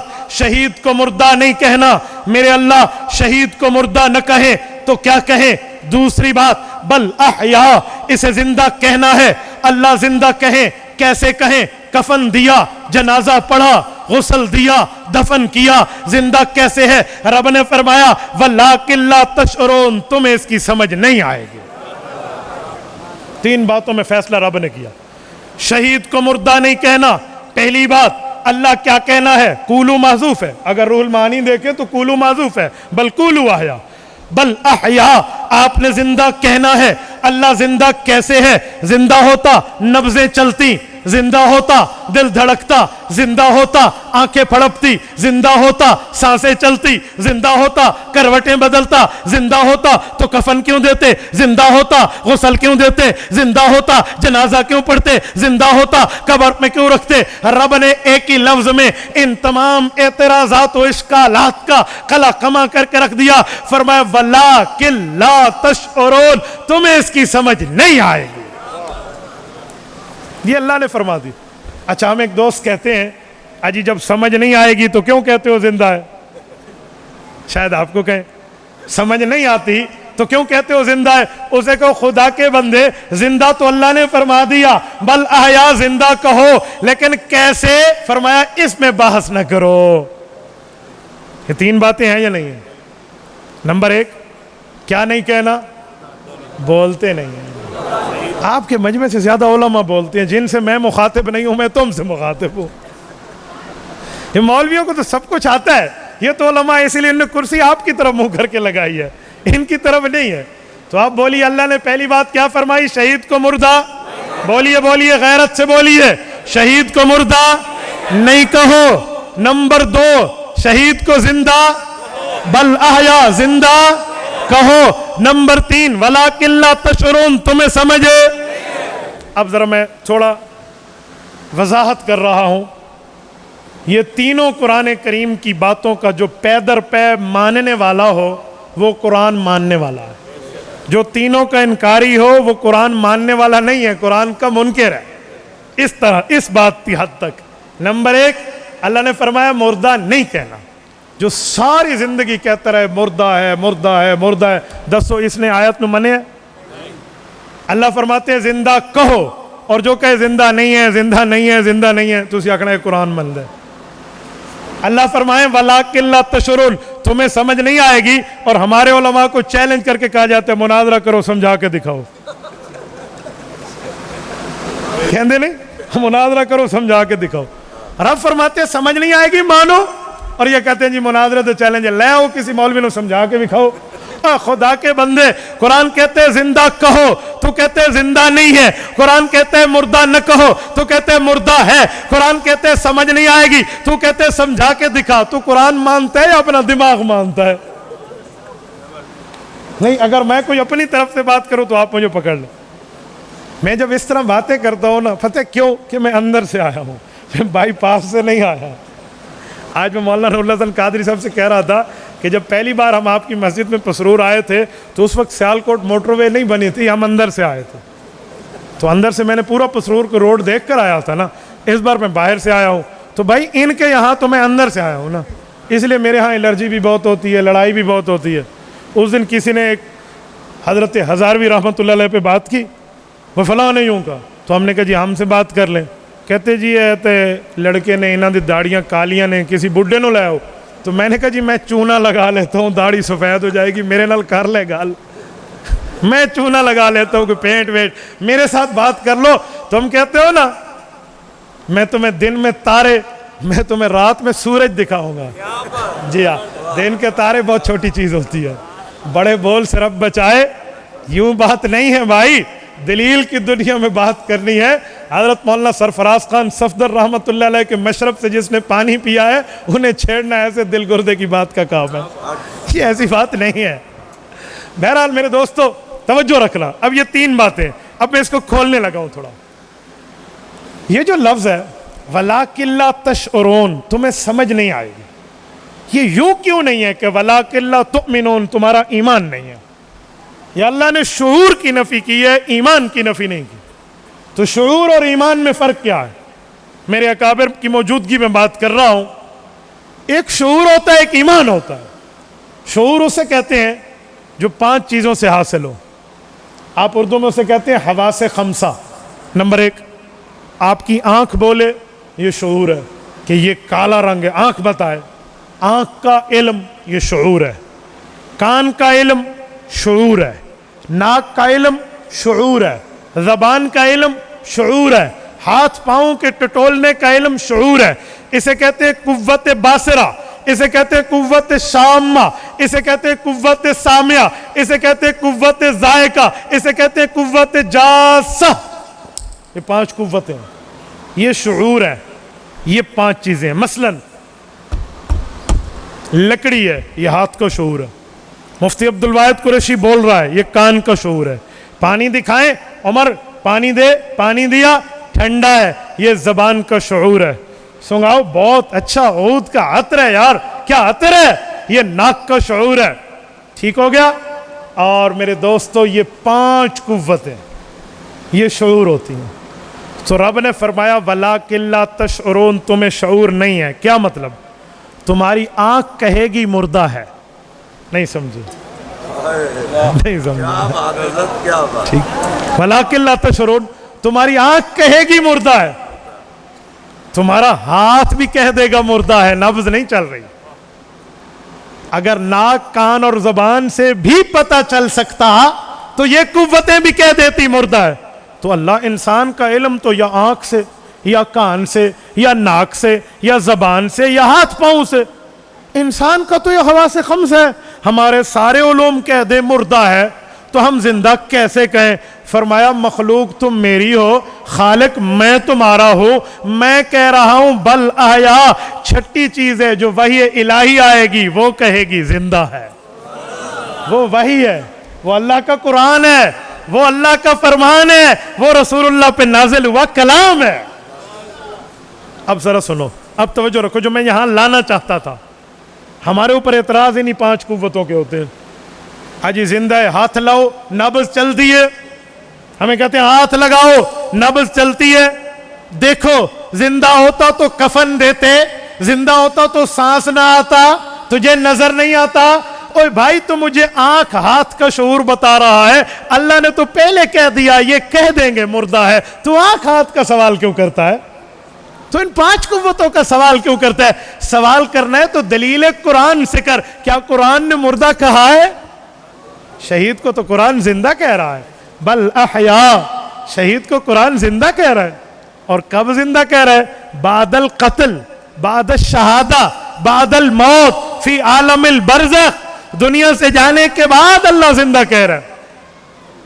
اچھا ایک بات، جب میرا پوری زندگی کا ایک تجربہ ہے، یہ بزرگ جیسے فرما رہے ہیں نا، وہ بھائی فرما رہے تھے کہ جی آج کے دن شہادت ہو گئی تو اب نہیں آتے، چلو ٹھیک ہے بھائی، ہم شہادت کو مصیبت سمجھنے والے لوگ تو نہیں ہیں، ہم شہادت کو تو نعمت سمجھتے ہیں، اس سے اگلے دن آ جاتے، اس کے اگلے دن آ جاتے، نہیں آنا تو بہانے اور نے نا، نہ نومن تیل ہو گئے اور نہ رادھا ناچے گی، انہیں نہیں آنا۔ جب میں قرآن پیش کرتا ہوں، میری پوری زندگی کا تجربہ ہے، ہمارے مقابلے میں حدیث آ جاتی ہے، رب جانتے ہیں، فوراً کہتے ہیں حدیث پاک میں ہے سبز پرندوں کے پوٹوں میں روح گھوم رہی ہے۔ حالانکہ دعویٰ کیا تھا؟ انہاں دے کولو قرآن کوئی نہیں، دعویٰ یہ تھا۔ تو جب ہم نے قرآن پیش کر دیا، بات تو پوری ہو گئی نا، تو پھر آپ حدیث کی طرف کیوں گئے؟ اچھا چلو، اگر آپ حدیث کی طرف آ ہی گئے ہیں تو جب میں حدیث پڑھوں تو پھر تو قرآن کی طرف کیوں آ جاتے؟ میری پوری زندگی کا تجربہ ہے، آپ قرآن پیش کرو یہ کہیں گے حدیث میں یوں ہے، آپ حدیث پیش کرو یہ کہیں گے قرآن اس سے بہتر ہے، قرآن پیش کرو، ایک جگہ نہیں ٹھہرتے۔ اچھا آؤ، دیوبند قرآن کو بھی مانتے اور حضور کے فرمان کو بھی مانتے، ہمارے نزدیک قرآن بھی ایمان ہے اور حضور کا فرمان بھی، جو قرآن نہ مانے وہ بھی بے ایمان ہے، جو فرمان نہ مانے وہ بھی بے ایمان ہے۔ پیش فرمائیں کون سی حدیث ہے؟ اجی حدیث پاک میں ہے، حضرت ابو ہریرہ فرماتے ہیں، صحیح مسلم کی روایت ہے، ارواحہم فی اجواف طیر خضر لہا قنادیل معلقۃ بالعرش الرحمن تسرع من الجنت حیث تشاء او قال حیث شاءت۔ حضور پاک نے فرمایا شہیدوں کی روحیں سبز پرندوں کے پوٹوں میں ہیں، جنت میں جہاں چاہتی ہیں اڑتی ہیں، اللہ کے عرش کے نیچے قندیلیں ہیں۔ میں نے کہا جو ٹھیک ہے، یہ حدیث تو ہم اس کے مخالف نہیں ہے، حدیث ہے، ہمارے ایمان کا حصہ ہے، سر آنکھوں پہ ہم تو مانتے ہیں۔ کہتے ہیں مولوی صاحب روح تو اوپر ہے، پھر زندہ کیسے؟ میں نے کہا جی پہلی بات، قرآن کریم کی جب یہ آیت اتری، حضور نے اس کی تشریح بتائی، وجہ یہ تھی شہید کا جسم دنیا میں شہید ہوا، روح کہاں گئی؟ کیا روح قتل ہوا یا جسم قتل ہوا؟ تو اللہ کے قرآن نے فرمایا لمن یقتل، جو شہید ہو، بل احیا، زندہ یہ ہے، جسم کو زندہ اللہ کا قرآن کہہ رہا تھا۔ تو صحابہ کرام کے ذہنوں میں یہ سوال اٹھا کہ جب قرآن کریم نے شہید کے جسم کو زندہ فرما دیا، اب شہید کی روح کا کیا بنے گا؟ تو اللہ کے رسول نے صحابہ کرام کے ذہنی سوال کا جواب یوں عطا فرمایا، فرمایا شہید کی روح سبز پرندوں کے پوٹ میں ہے۔ دیوبند والا قرآن بھی مانتا ہے، دیوبند والا حضور کا فرمان بھی مانتا ہے، ہمارا نظریہ ہے شہید کا جسم زندہ اللہ کے قرآن میں ہے، شہید کی روح زندہ حضور کے فرمان میں ہے، دونوں ایک دوسرے کے تعلق سے زندہ، شریعت سے ثابت ہے، ہم تو مانتے ہیں۔ میں نے کب حدیث کا انکار کیا؟ اب سوال فوراً کہیں گے روح جسم سے باہر ہو تو بندہ زندہ ہے۔ اب عام بندہ تو پریشان ہو جائے گا، اجی روح جسم سے باہر تو بندہ زندہ کیسے؟ توجہ رکھنا ذرا، انہیں کہنا روح جسم سے باہر ہو بندہ مردہ ہوتا ہے، یہ لکھ دو، زہر کا پیالہ پی لیا جائے گا، لکھ نہیں دیا جائے گا۔ کیوں؟ اگر یہ لکھ دینا کہ روح جسم سے باہر ہے، میں ابھی قرآن کریم پڑھتا ہوں، سورت نمبر 39 سورت زمر آیت نمبر 42، رب کائنات فرماتے ہیں اللہ یتوفی الانفس حین موتها والتي لم تمت في منامها فيمسك التي قضى عليها الموت ويرسل الأخرى إلى أجل مسمى إن في ذلك لآيات لقوم يتفكرون۔ فرمایا دو بندوں کی روحوں کی بات کر رہا ہوں، ایک سونے والے کی، توجہ رکھنا پسرور کے دوستو، ایک سونے والے کی، ایک فوت ہونے والے کی۔ فرمایا نیند کے وقت سونے والے کی روح نکال لیتا ہوں، اپنے پاس رکھ لیتا ہوں، اگر اس نے فوت ہونا ہوتا ہے روح میرے پاس رہتی ہے، بندہ مر گیا، اور اگر اس نے دوبارہ اٹھنا ہوتا ہے، زندہ ہونا ہوتا ہے، نیند سے جاگنا ہوتا ہے، فیرسل الاخرى، روح بھیج دیتا ہوں۔ میرے مولا آپ کیا فرما رہے ہیں؟ فرمایا ان فی ذالک لآیات، میں نشانیاں دے رہا ہوں۔ اللہ کس کو؟ لقوم، ایسے لوگوں کو یتفکرون، جن میں عقل ہے، تدبر ہے، غور ہے، فکر ہے، جن کا دماغ کام کر رہا ہے، ان دماغ والوں کو میں سمجھا رہا ہوں کہ نیند نیند کے وقت سوتے وقت نیند کی حالت میں روح جسم میں نہیں ہوتی. یہ کون کہہ رہا ہے, میں یا قرآن کہہ رہا ہے؟ نیند والے کی نیند کے وقت, سونے والے کی سونے کے وقت, دوران نیند روح جسم میں بولیے بولیے نہیں ہوتی. سورۃ زمر آیت نمبر 39. انہیں کہو اگر روح جسم سے باہر ہو, بندہ مردہ ہے, ناراض نہ ہونا. جب آپ کے ابو جی سو جائیں تو اماں جان کو کہہ دو اماں عدت میں بیٹھ جاؤ, کیونکہ قرآن کہتے ہیں سونے والے کی روح نکل گئی ہے. اجی گل پوری مولانا بچتی ہے کچھ, نیند میں روح نہیں ہوتی, یہ طے ہے قرآن کریم کی آیت ہے. تو کہتے ہیں روح جسم سے باہر ہو, بندہ مردہ ہے, تو سونے والا ابا جی ہے, اماں جی عدت میں بیٹھے اور یوصیکم اللہ فی اولادکم للذکر مثل حظ الانثیین پہ آپ جائیداد تقسیم کر لو, من بعد وصیت یوصی بہا او دین, کم پورا ہو جاتا. روح تو نہیں ہے, بندہ تو فوت ہے, تیرے مطابق روح نہ ہو بندہ ہوتا ہے مردہ. تو جب روح نہیں ہے تو آپ اماں کو عدت میں کیوں نہیں بٹھاتے؟ اماں نو چھڈو, اپنی گل کرو کہ بیبی جی جدوں میں سو جاواں تو تے گھر ٹر جانا, اپنی بات کر لے. یہاں تو تجھے بہت اچھی طرح میرے بھائی مسئلہ سمجھ آتے, یہاں اتھے تسی پکائی بیٹھے ہو گل نو, پلے باندھ لئیے گل. بھئی ادھر جو نیند میں روح نکل جاتی ہے آپ کیوں عدت کا حکم جاری نہیں کرتے؟ ایک ہی جواب, مولوی صاحب روح نہیں ہے لیکن روح کا تعلق تو ہے. تو کہنا مولانا ایک منٹ, یہ تعلق کا لفظ قرآن میں ہے؟ تعلق کا لفظ کوئی نہیں, واللہ قرآن میں تعلق کا لفظ نہیں ہے اس آیت پہ. تو جب نہیں ہے تو نے تعلق کیوں مانا؟ مفسرین نے بتایا. میں نے کہا ہمیں تو کہتے ہو مفسرین نہیں قرآن مندے ہیں, میں نے تلاشی لی ہے تو اب تو قرآن سے تو ہاتھ دھو بیٹھا. یہ تو ابھی میں نے پہلی ویکسین دی ہے تجھے, ڈوزیں اور بھی رہتی ہیں.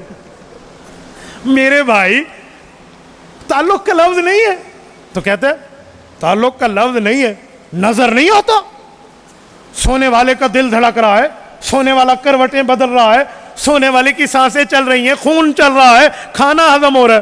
میں نے کہا نظر آ رہا ہے, تو پھر آنکھ کو ایمان سمجھتا ہے, آنکھ پر ایمان ہے, مشاہدہ ایمان ہوتا ہے, آنکھ کو ایمان سمجھ رہا ہے. قرآن پڑھ, سونے والے کی روح کے باوجود سونے والا زندہ ہے, قرآن پڑھ. قرآن تو ہے نہیں, لا محالہ کہیں گے تعلق تو ہے نا. تو میں نے کہا چلو میں نے مان لیا بھائی تعلق ہے اور مفسرین نے لکھا ہے. تو اس سے پتہ چلا کہ روح نکل جائے, روح بندے سے بولیے بولیے بولیے روح جسم سے نکل جائے, باہر ہو, صرف تعلق رکھے تو بندہ بولیے بولیے بندہ زندہ ہے. اللہ کا قرآن کہتا ہے شہید کا جسم یہاں زندہ, حضور کا فرمان کہتا ہے شہید کی روح وہاں زندہ. جیسے اس کا جسم روح باہر تھی, تیرا ابا زندہ, روح باہر تھی, تو زندہ, تیری اہلیہ تیری اماں جان عدت میں نہیں بیٹھتی کہ روح باہر ہے, جسم الگ ہے, تعلق رہ کے زندگی ہے. ایسے شہید کی روح اوپر ہے, جسم نیچے ہے, تعلق ہے تو زندہ ہے. نعرہ تکبیر, تاج و تخت میں نبوت, عظمت صحابہ, عظمت قرآن, عقائد علماء اہل سنت, سر پکف سر بلند, حضرت علامہ مفتی عبدالواحد قریشی صاحب, عقیدہ حیات النبی. تو بھائی وہ تعلق آپ یہاں بھی مان لیں, پھیلنا ہو جائے گا. ہم نے تو کوئی مسئلہ نہیں کیا, ہم تو کہہ رہے ہیں رسول پاک کا فرمان میری سر آنکھوں پہ. اب اگلی بات, کوئی پوچھے یار سمجھ جو نہیں آئے گی تو شریعت نے آخر یہ مسئلہ سمجھایا کیوں نہیں ہے؟ تو اس تو کہتے ہیں ما فرطنا فی الکتاب من شیء, شریعت نے تو کوئی چیز نہیں چھوڑی. تو پھر شریعت نے یہ کیوں چھوڑا ہے کہ سمجھ نہیں آئے گی؟ دو جوابات. نمبر ایک, بہت سے مسئلے ہیں جو سمجھ نہیں آتے آپ مانتے ہیں, مانتے یا نہیں مانتے؟ آپ ڈاکٹر کے پاس گئے, انہوں نے نبض چیک کی اور نبض چیک کر کے کہا کہ بھائی تیرے اندر شوگر ہے اور سب سے زیادہ ہے. آپ مانتے یا نہیں مانتے؟ آپ انہیں کہنا میرا ہاتھ پکڑ اور ایک بوری شوگر کی نکال کے دکھا دے. شوگر چینی کو کہتے ہیں نا, مٹھاس, چینی لینا بند کر دینا میں, تو مجھے یہاں سے شوگر 1 کلو روزانہ نکال کے دکھا دے. یا ڈاکٹر کہتے ہیں سیب میں آئرن ہے, ایپل, APPLE ایپل, ہاں ایسے ہی ہے نا. ہمارا ایک دوست تھا, اس کو ڈبل پی کا اسپیلنگ پڑھنا نہیں آتا, وہ کہتا تھا APPLE ایپل. تو اس لیے میں ایپل کا نام لے کر بتا رہا ہوں نا. تو یہ جو ایپل ہے, سیب ہے, اس میں آئرن ہے. بیالوجی پڑھی ہو نا تو بندے کو سمجھ آتی ہے. آئرن ہے. آئرن کیسے کہتے ہیں؟ لوہے کو. آپ 2 کلو سیب دیں اور کہنا یار ایک سریا تو نکالتے دے دے, مینو کاٹ دے, آپ مانیں گے؟ آپ مانتے ہیں کہ آئرن ہے, نکال کے نہیں لیتے. آپ مانتے ہیں جسم میں شوگر ہے, آپ چینی نہیں بنواتے. کیوں؟ آپ ماہر پر, دلیل پر اعتماد کرتے ہیں. وہ کہتے ہیں ماہر ہے, ٹھیک کہا اس نے. تو بھائی اللہ نے فرما دیا وَلَٰكِن لَا تَشْعُرُونَ, تمہیں سمجھ نہیں آتی, آپ کو اللہ پر اعتماد نہیں ہے. یہ تو الزامی جواب ہے. اب میں تحقیقی جواب دینے لگا ہوں. قبر کی جو زندگی ہے نا, اس کو چھپایا گیا. حدیث پاک میں ہے, اللہ کے رسول نے فرمایا اگر میں اللہ سے دعا کروں کہ تمہیں موت کے بعد والے حالات دکھا دینا تو تم اپنے مردے دفن کرنا چھوڑ دو. مسلم میں ہے یا نہیں؟ تو اگر وہاں کے حالات ہمارے اوپر منکشف ہو جائیں تو ایمان بالغیب ختم ہو جائے گا. اسی وجہ سے کبھی کبھار کسی پر کشف کرامت میں ظاہر ہو جائے تو وہ کوئی جو ہے نا لازمی بات نہیں ہے, لیکن عام طور پہ چیزیں چھپی ہوئی ہیں, اس لیے نہیں بتایا جاتا. تو ایک شخص سے ہماری بات ہوئی, وہ مجھے مماتی صاحب کہنے لگے کہ مفتی صاحب میں پڑھا لکھا بندہ ہوں, مجھے سب چیز سمجھ آتی ہے, تو مجھے بتا ذرا سمجھا دے کیسے ہے, میں بات مان جاؤں گا. میں نے کہا تیرے پڑھے لکھے ہونے کے باوجود تجھے بہت سی چیزیں سمجھ نہیں آتی. کہتے پوچھو. میں نے کہا کندھے پہ کیا بیٹھے ہیں؟ چلو پہلے آپ بتا دیں, ہمارے کندھوں پہ کیا بیٹھے ہیں؟ کیا بیٹھے ہیں؟ کہاں بیٹھے ہیں؟ پکے ہو؟ پکے ہو؟ کہاں بیٹھے ہیں؟ اعمال لکھ رہے ہیں؟ نہیں لکھ رہے. کندھے پہ بیٹھے ہیں, اوپر قمیض آ گئی, ان کا پین پینسل اندر چھپ گیا, کیسے لکھ رہے ہیں؟ مجھے سمجھا کے دکھاؤ. سمجھائیں میں, کندھے پہ ہے نا, قمیض پہ تو نہیں ہے. یا تو کہو قمیض پہ ہے, نس گئی. اگر کہتے کندھے پہ ہیں, لکھائی پڑھائی گئی. دوستو ایک بندہ کندھے تے ہوئے تھے, اتنے آ ونجے قمیض. پھر بچوں کو یہاں اللہ کے رسول نے نہیں بٹھایا. حضرت امامہ رضی اللہ عنہ حضور پاک علیہ السلام کی نواسی, حضرت امامہ بیٹھی ہیں, حضرت حسنین بیٹھے ہیں, نعم الراکبان حضرت عمر فاروق رضی اللہ عنہ کی حدیث موجود ہے. تو جب بچے کو باپ اپنے کندھے پہ بٹھا لیتے ہیں تو فرشتہ کہاں جاتا ہے؟ بتا. اگر تو کہتے اتر کے کمر پہ آ جاتے ہیں تو کندھے والی حدیث گئی, پھر کمر علی لایا. اچھا اگلی بات, آپ جب غسل کرتے ہیں شاور کے نیچے اوپر سے پانی آ رہا ہوتا ہے, فرشتہ کہاں جاتا ہے؟ یا تو کہو فرشتہ سج جاندے بے انہوں پانی پہ جاندے, گیلا ہو جاتے ہیں. آپ کہیں گے پس ویندا بیچارہ اتنے پانی آ ویندا, کہاں جاتے ہیں؟ اچھا چلو, ایک بندے نے کہا غسل خانے میں فرشتے باہر ٹھہر جاتے ہیں. میں نے کہا میں مان گیا. دریا میں جب تیراکی کرتے ہیں پھر کہاں جاتے ہیں؟ چل رہا ہے, سارے کو الٹرنیٹ موجود ہے. دریا میں جب تیراکی ہوتی ہے, سوئمنگ پول میں ہوتی ہے, نہر میں ہوتی ہے. آپ کے یہاں ہم گزرے, مولانا نے کہا بہت بڑی نہر ہے, راوی سے آ رہی ہے. میں نے کہا راوی تے سکا ہوا ہے, تو کہتے ہیں نہر بڑی ہے. اچھا راوی جا رہی ہے, ٹھیک ہے. تو بہرحال یہ نہر میں جب بندہ نہاتا ہے تب تو فرشتے باہر نہیں ٹھہرتے نا, واش روم میں باہر آ جاتے ہیں. تو نہر کا نہانا, سوئمنگ پول کا نہانا, دریاؤں سمندر کا نہانا, پھر فرشتے کہاں جاتے؟ اچھا چھڑ یار, اور گل کر دیں. الٹا لٹکا کر پولیس والے تفتیش کرتے ہیں, اللہ محفوظ فرمائے. جدو الٹا لٹکا لیندے پولیس والے, فرشتے بھی لٹکے ہوئے ہوندے نے, مینوں سمجھا دے. تو وہ بندہ مجھے کہنے لگا جی میں تو نہیں سمجھا سکتا, یہ تو قدرت کی باتیں ہیں. تو میں نے کہا جب اپنے کندھے پہ بیٹھے 2 فرشتوں کی اٹھنا بیٹھنا تو مجھے نہیں سمجھا سکتا, لکھنا پڑھنا نہیں سمجھا سکتا, ہم قبر آخرت کی باتیں تجھے سمجھاتے پھریں. جی جس کو رب نے فرمایا سمجھ نہیں آئے گی مانو, بس نہیں آئے گی مانو نا. ہماری بحث نظریہ ہی نہیں ہے. ہم نے آج تک چیلنج دی ہو یوں کہ لایا ہو کسی نے, ہاں آپ چیلنج کرو گے تو ہمیں علاج کرنا آتا ہے, لیکن ہم بحث کرتے نہیں ہیں. اس لیے کہ اللہ نے فرمایا بس قبر میں زندہ مانو, بس تمہیں شرم سمجھ نہیں آئے گی مانو. ہم نے اتنی بات مان لی, آگے ہم چلے ہی نہیں ہیں. تو تجھے کس نے کہا ہے کہ خواہ سے سمجھانے کے چیلنج کرتا؟ پھر آپ کو سمجھ آیا نہ آیا؟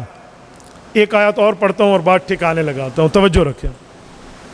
لیٹ تو نہیں ہو رہا؟ لیٹ میں ہو رہا ہوں. میں نے کل عصر کراچی پڑھنی ہے, کل عصر میرا سرجانی ٹاؤن بیان ہے کراچی میں. لیٹ میں نے ہونا ہے, آپ نے نہیں ہونا. میں بات کھل کے کر رہا ہوں, پتہ نہیں زندگی ہے یا نہیں ہے.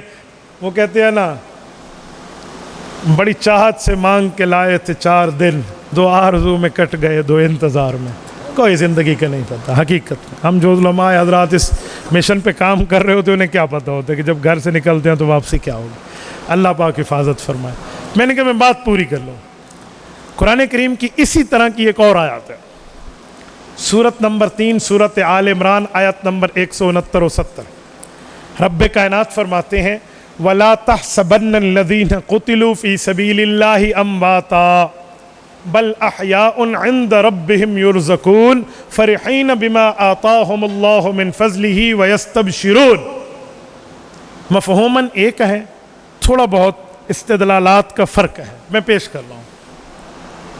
وَلَا تَحْسَبَنَّ الَّذِينَ افعال قلوب ہے, وَلَا تَقُولُوا افعال جوارح تھا. وَلَا تَحْسَبَنَّ الَّذِينَ مت گمان کرو ان لوگوں کو الذین قتلوا جو شہید ہو گئے فی سبیل اللہ اللہ کے راستے میں امواتا وہ مردہ ہیں. اللہ گمان بھی تو نہیں کرنا, پیچھے کہنا منع کیا, ادھر گمان اور سوچ پہ بھی پابندی لگا دی, تو اللہ کیا کہیں؟ فرمایا بل احیا انہیں زندہ کہو. اللہ زندے کو تو رزق کی ضرورت پڑتی ہے, انہیں رزق ملتا ہے, کچھ کھاتے پیتے بھی ہیں, یا زندگی بغیر کھانے پینے کی ہے؟ فرمایا عند ربہم یرزقون انہیں اللہ کے ہاں سے رزق ملتا ہے. اللہ جب انہیں رزق ملتا ہے اس کا اثر بھی کوئی ان کے جسم پہ آتا ہے یا نہیں آتا؟ فرمایا فرحین یہ خوش ہو جاتے ہیں. فرحت خوشی کو کہتے ہیں, اور لغت میں فرحت اس خوشی کو کہتے ہیں جس کا تعلق دل سے ہے. رب فرماتے ہیں فرحین اس رزق سے ان کے دل خوش ہو جاتے ہیں. اچھا اللہ صرف دل خوش ہوتے ہیں یا باقی جسم پہ بھی کوئی اثر آتا ہے؟ فرمایا جی نہیں, آگے بھی چلو. فرحین بما آتاہم اللہ من فضلہ ویستبشرون اللہ کی اتنی عطائیں ان پہ آتی ہیں. ویستبشرون یستبشرون بشرا بشارت بشر بشر اس کا معنی ہوتا ہے وہ جسم جس پہ چمڑا ہو, اس کو بشر کہتے ہیں, بشرا کہتے ہیں. یستبشرون اس خوشخبری کو کہتے ہیں جس سے جسم کھل اٹھے, جس سے چمڑا کھل اٹھے, جس سے جسم کی چمڑی خوش ہو جائے. رب نے فرمایا مسرورون خالی اندر سے خوش نہیں ہے, بما آتاہم اللہ من فضلہ ویستبشرون اس رزق سے اتنے خوش ہیں کہ ان کے جسم بھی خوش ہو جاتے ہیں. یہ حیات جسمانی پر دلیل ہے. یستبشرون ہے, مسرورون نہیں ہے خالی. یستبشرون بشر کہتے ہیں اس انسان کو جس پہ چمڑی ہوتی ہے, بشرا چمڑی کو کہتے ہیں. تو فرمایا ان کے جسم پہ اثر آتا ہے. حیات جسمانی ہے, یہ تو قبر کی زندگی ہے. اچھا یہاں ایک بات کرتا جاؤں. یہاں کچھ یار لوگ کہتے ہیں عند ربہم یرزقون رب کے ہاں رزق کھاتے ہیں. فائنل ہو گئی نا گل, احتیاسی آدھے اتنے برزخ کھاندے نے. انہیں کہنا ایک منٹ تھوڑی بریک, تھوڑی ایکسلیٹر پریدا, ٹھیک ہے نا, تھوڑی بریک. وہ کیا ایکسلیٹر پریدا یہ ہماری پشتو ہے, اس کا معنی ہوتا ہے ریس تھوڑی کم کرو. تو تھوڑا صبر. عند ربہم یرزقون کا کیا معنی؟ اللہ کے ہاں کھاتے ہیں. اللہ کے ہاں کا کیا مطلب ہے؟ کوئی اللہ کسی ایک جگہ میں ہے؟ نعوذ باللہ, اللہ کو ایک جگہ میں؟ اللہ تو ہر جگہ ہے. قرآن کریم میں للہ ما فی السماوات و ما فی الارض, زمین و اسمان اللہ کا ہے. فللہ المشرق والمغرب فاینما تولوا فثم وجہ اللہ, مشرق اللہ کا, مغرب اللہ کا, جس طرف منہ کرو اس طرف منہ خدا کا. ما یکون من نجوا ثلاثۃ الا هو رابعهم تم تین ہو تو چوتھا اللہ ہے. ولا خمسۃ الا هو سادسهم تم پانچ ہو تو چھٹا اللہ ہے. ولا ادنی من ذلک ولا اکثر الا هو معهم تم اس سے کم یا اس سے زیادہ ہو اللہ تمہارے ساتھ ہے. اللہ تو ہر جگہ ہے. تو عند ربہم یرزقون کا کیا معنی؟ اللہ کے ہاں سے کھاتے ہیں. پھر شہید بھی ہر جگہ حاضر ناظر ہے. دس یار نبی ہر جگہ ہے یا نہیں ہے؟ ابھی وہ مسئلہ پورا نہیں ہوا, تو شہید نو حاضر ناظر مان لے. کیا شہید ہر جگہ ہے؟ عند ربہم یرزقون کا کیا معنی؟ بھائی القرآن یفسر بعضہ بعضا, قرآن کریم کا اصول ہے ایک آیت سمجھنا آئے تو ایک دو آیتیں اور ملا کے سمجھ لو. قرآن کا ایک ٹکڑا باقی ٹکڑے کی تشریح کرتا ہے. ذرا آئندہ کا مفہوم قرآن سے نکالتے. آئندہ کہاں کہاں ہے؟ آئندہ کسے کہتے ہیں؟ ان الدین عند اللہ الاسلام, آئندہ کا استعمال ہے. یا مریم ان لکی ھذا قالت ہوا من عند اللہ, آئندہ کا استعمال ہے. ان آیات میں آئندہ کا معنی کیا ہے؟ عند کا معنی یہاں سے دیکھ لے, یہاں پر فٹ کر لے, بات ٹھکانے لگ جائے گی. عند اللہ کسے کہتے ہیں، بات فائنل ہو جائے گی میرے دوستو۔ قرآن کریم کی اصطلاح ہے اور لا مشاہۃ فی اصطلاحات، شریعت کا اصول ہے، اصطلاح میں کوئی جھگڑا نہیں ہوتا، وہ اجماعی بات کر لی جاتی ہے۔ اصطلاح یہ ہے، اللہ پاک قرآن میں لفظ عندہ رزق کے بارے میں اس جگہ بولتے ہیں جہاں بغیر محنت کے چیز ملے، ایک ہے محنت سے ملے، کمائی سے ملے، تگودو سے ملے، خود کماؤ، مشقت کرو، اس میں تکلیف اٹھاؤ، محنت کرو، یہ عندہ نہیں ہے، تمہاری تکلیف کے اوپر ہے۔ لیکن عندہ کا لفظ وہاں، اللہ کے پاس کا لفظ وہاں آتا ہے جہاں بغیر محنت کے ہو۔ اب توجہ رکھنا، کسی بچے سے پوچھے نا آپ کا ابو کیا کہتے ہیں؟ جی ابو میرا کماتا ہے۔ اچھا ٹھیک ہو گیا۔ والد سے ملے، آپ کماتے ہیں؟ جی ہاں۔ کتنا کماتے ہیں؟ جی میں مہینے کا 50,000 کماتا ہوں۔ بھائی آپ نے تو بہت اچھا سوٹ پہنا ہے، کتنے کا لیا ہے؟ یہ اللہ نے دیا ہے۔ اللہ نے دیا کیا مطلب؟ یعنی میں نے کمائی سے نہیں لیا، بغیر محنت کے ملا ہے، تحفہ ملا ہے، گفٹ ملا ہے، کچھ ملا ہے، تو جو بغیر محنت کے ملے اسے کہتے ہیں اللہ نے دیا۔ ٹھیک ہے، اللہ کی جزاکم اللہ، جزاکم اللہ، وہ اللہ کی طرف سے ہے۔ دیکھو نا گفٹ آ گیا، ہینڈ کرچیف، اس کا معنی گفٹ مجھے بہت پہلے بولنا چاہیے، بغیر محنت کے ملے کہتے ہیں اللہ نے دیا، حضرت نے دے دیا۔ بغیر محنت کے ہینڈ کرچیف، مجھے رومال ملا ہے، اللہ نے دیا۔ بغیر محنت کے اللہ کی طرف چیز منسوب ہوتی ہے۔ حضرت مریم کمرے میں ہیں، غیر محرم انہیں دیکھے نہیں، زکریا علیہ السلام نے کمرہ بند کیا، کنڈی لگائی، تالا لگایا، باہر گئے، واپس آئے، پھل پڑے ہوئے ہیں، حیران ہو گئے۔ قرآن کریم میں ہے، حضرت مریم سے پوچھا یا مریم ان لکی ھذا، مریم پھل کیسے آئے؟ دروازہ بند، کنڈی بند، تالا بند، کیسے آئے؟ قالت ہوا من عند اللہ، کہا اللہ نے دے دیے، بغیر محنت کے نا۔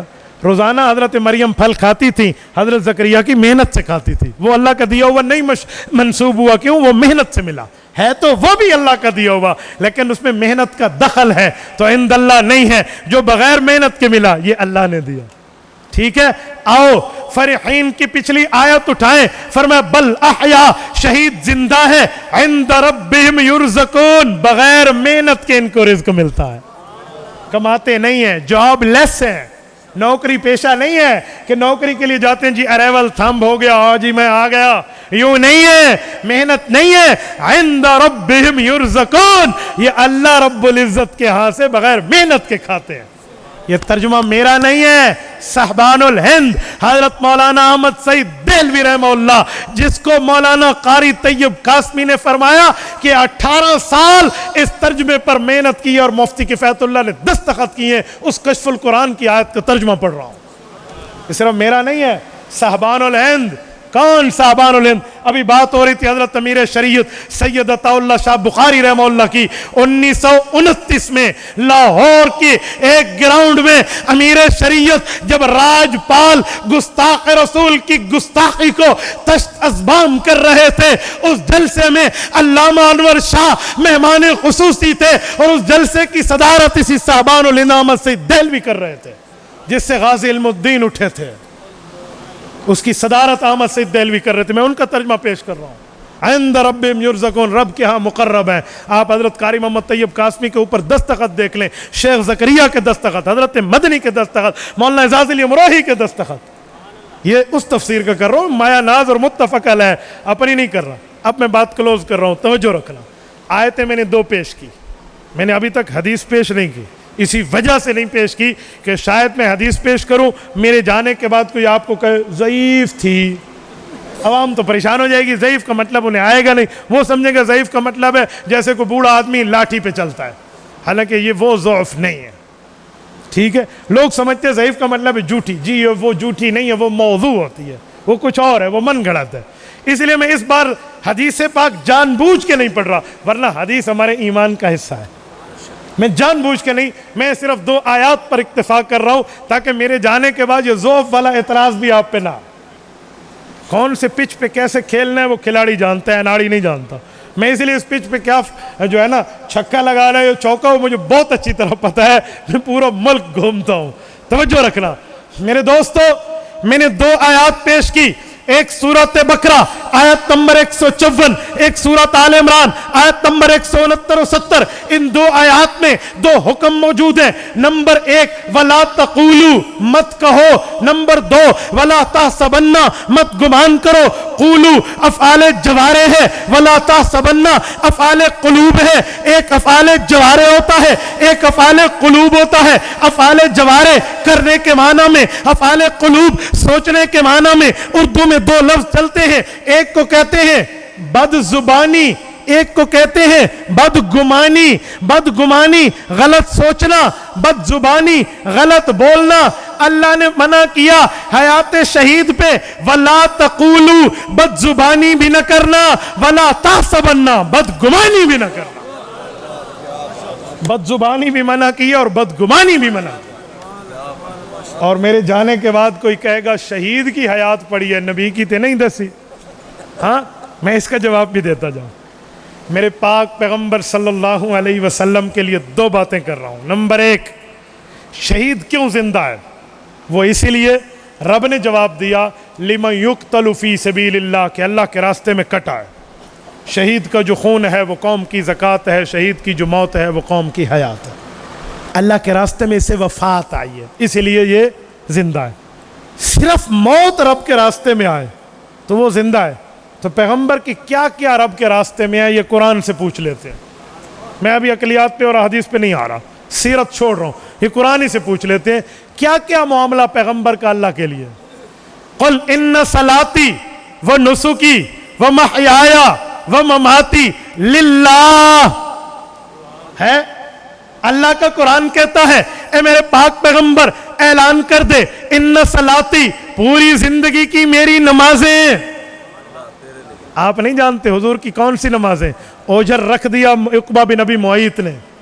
کیسی نمازیں, کتنا ظلم اور تشدد ہوا. آپ جائیے نا مکہ کے اس مطاف میں, اس جگہ میں جہاں پر عقبہ نے اوجر رکھا تھا.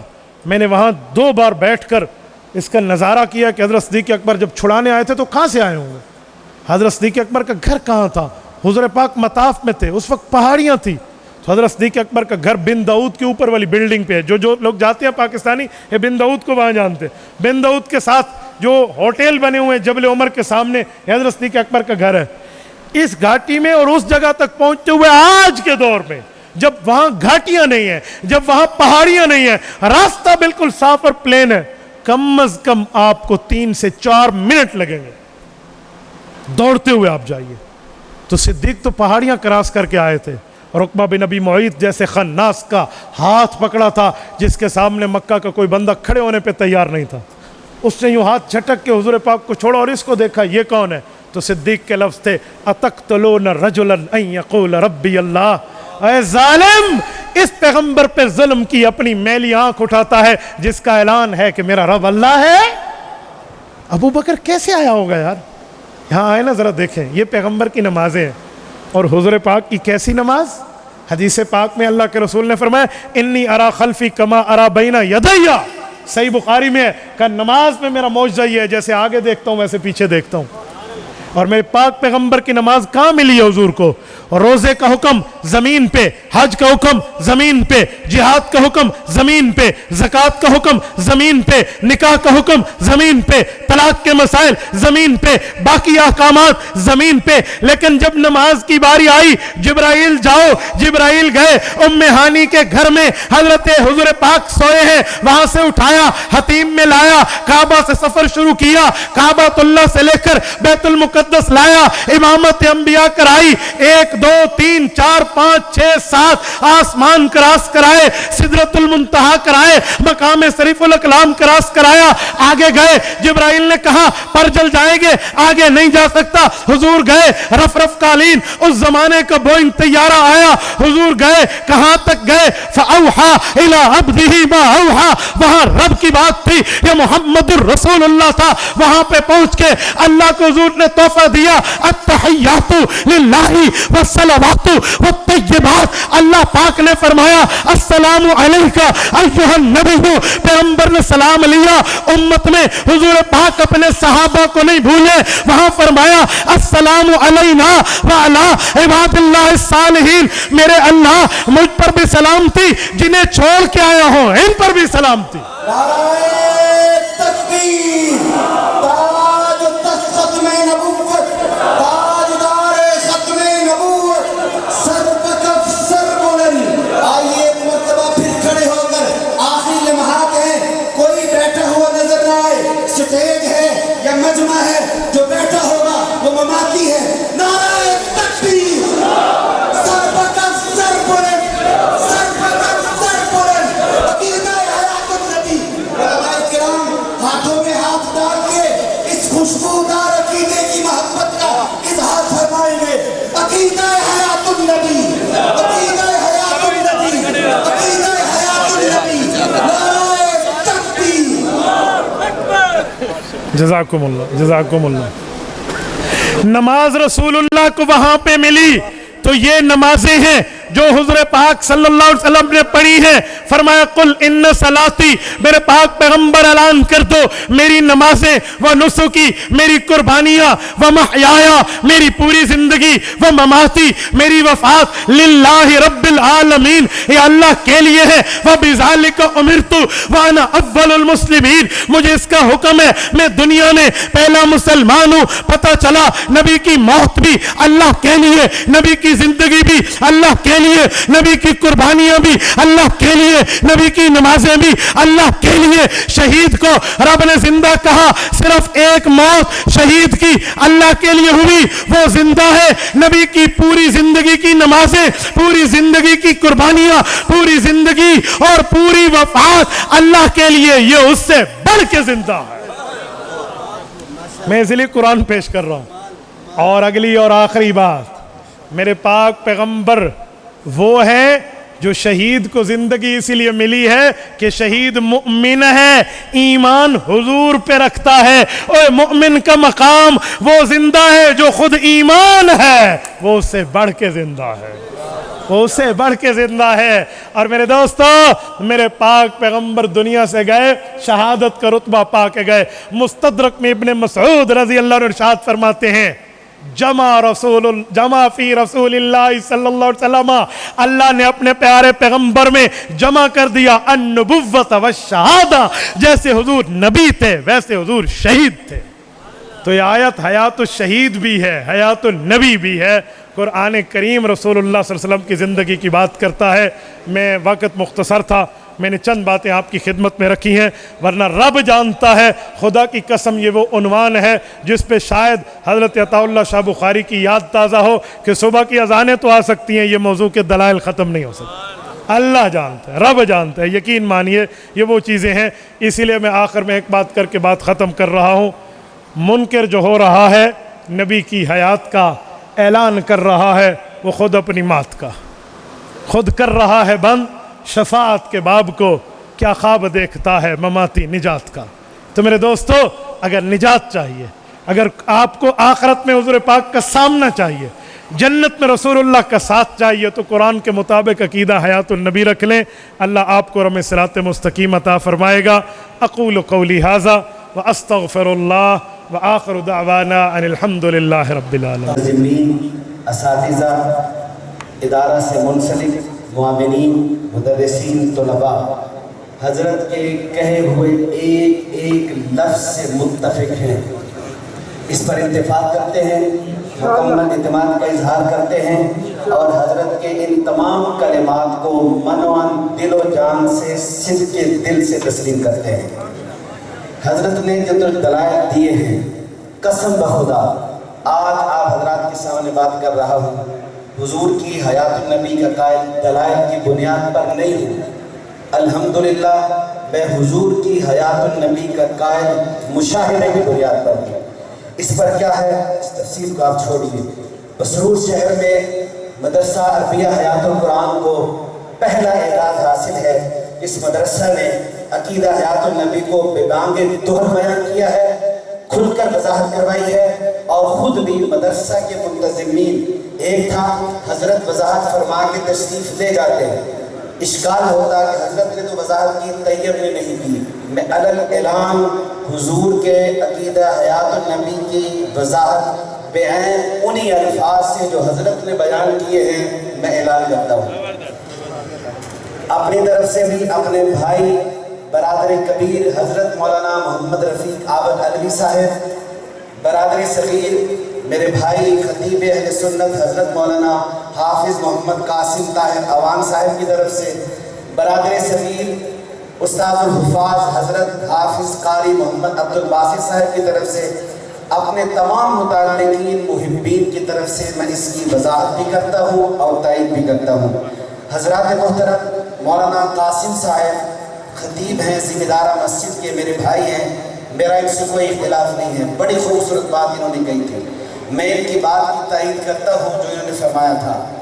یہ سٹیج مدرسہ کا سٹیج ہے، جمعیت علماء کا سٹیج ہے. اس سٹیج پر صرف عطا اللہ بندیالوی صاحب، مولانا طارق عزیز صاحب، مولانا حبیب الرحمان صاحب بھی تشریف نہیں لائے. ان کے ساتھ بریلوی مکتبہ فکر کے علماء بھی تشریف لائے ہیں، اہل حدیث مکتبہ فکر کے علماء بھی تشریف لائے ہیں. کیا ان کی آمد بھی ہمارے ان کے مسلک کی تائید کرتا ہے؟ کسی کے آمد سے کسی کی مسلک تبدیل نہیں ہوا کرتا. حضرت مولانا قاسم صاحب میرے بھائی ہیں. آپ کی مسجد میں آپ سے پہلے جو خطیب رہ کر گئے ہیں مولانا محمد ارشد صاحب، مولانا بشیر قاسمی صاحب نے جس معاہدے کی بات کی ہے، یقین جائیں جب میں معاہدہ پڑھتا ہوں ہنستا ہوں، اس معاہدے پر مولانا ارشد صاحب کے دستخط موجود ہیں جو ذمہ دارہ مسجد کے کئی سال خطیب رہ کے جا چکے ہیں، اشاعت التوحید کے تھے، مماتی تھے، ان کے دستخط موجود ہیں. اگر وہ ذمہ دارہ مسجد میں خطیب رہ کر وہاں کے نمازی حیاتی رہ سکتے ہیں تو میرے سٹیج پر اگر کوئی اشاعت التوحید کا مولوی آ کر بیان کرتا ہے تو میرا نمازی، میرا متعلقین، میرے شاگرد، ہمارے ماننے والے وہ بھی مماتی نہیں بن سکتے ہیں. وہ محض اس عقیدہ کی بنیاد پر نہیں آئے تھے. والد مکرم کی مزاج یہ تھا کہ وہ سب کو ساتھ لے کر چلنے کے قائل تھے. جب ان تمام علماء کرام نے متفقہ طور پر ہم سے حکم کیا آپ ان حضرات کو نہ بلائیں، وہ دن آج کا دن کوئی صاحب یہاں پہ تشریف نہیں لائے. آپ سے وعدہ ہے آئندہ بھی تشریف نہیں لائیں گے. حضرات محترم، تیسری بات کر کے بات کو ختم کرتا ہوں. یقین جانیے اس کی وضاحت کی ضرورت کیوں پیش آئی.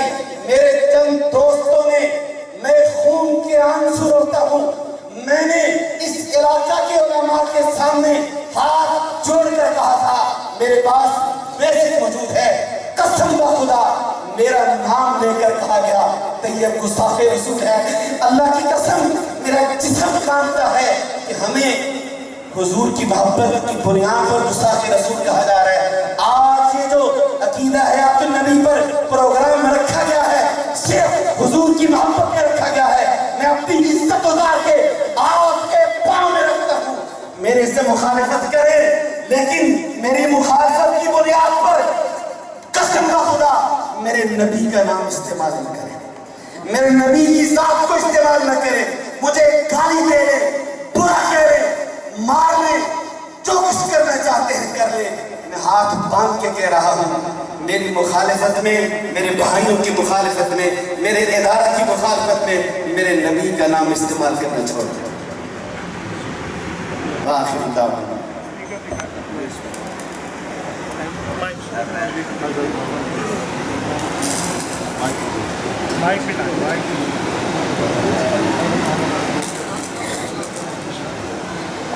مولانا طیب صاحب کی وضاحت کے بعد بات پوری ہو گئی ہے.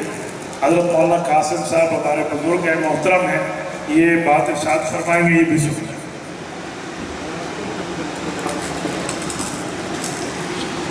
الحمدللہ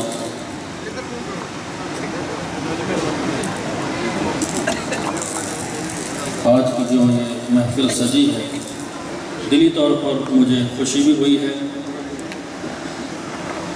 اور ساتھ ساتھ میں اپنے دل سے یہ بات کہہ رہا ہوں کہ الحمدللہ भाई तैयब साहब की इस वजाहत से मैं मुतमईन हूँ और मैं इनको दिल से तहे दिल से वेलकम करता हूँ। मेरे भाई हैं इंशाल्लाह, कभी भी आइंदा के लिए इस मामला में हमें इनके बारे में कोई डाउट नहीं लगेगा। हम मिलकर काम करें और इंशाल्लाह मिलकर हम काम करेंगे। इंशाल्लाह।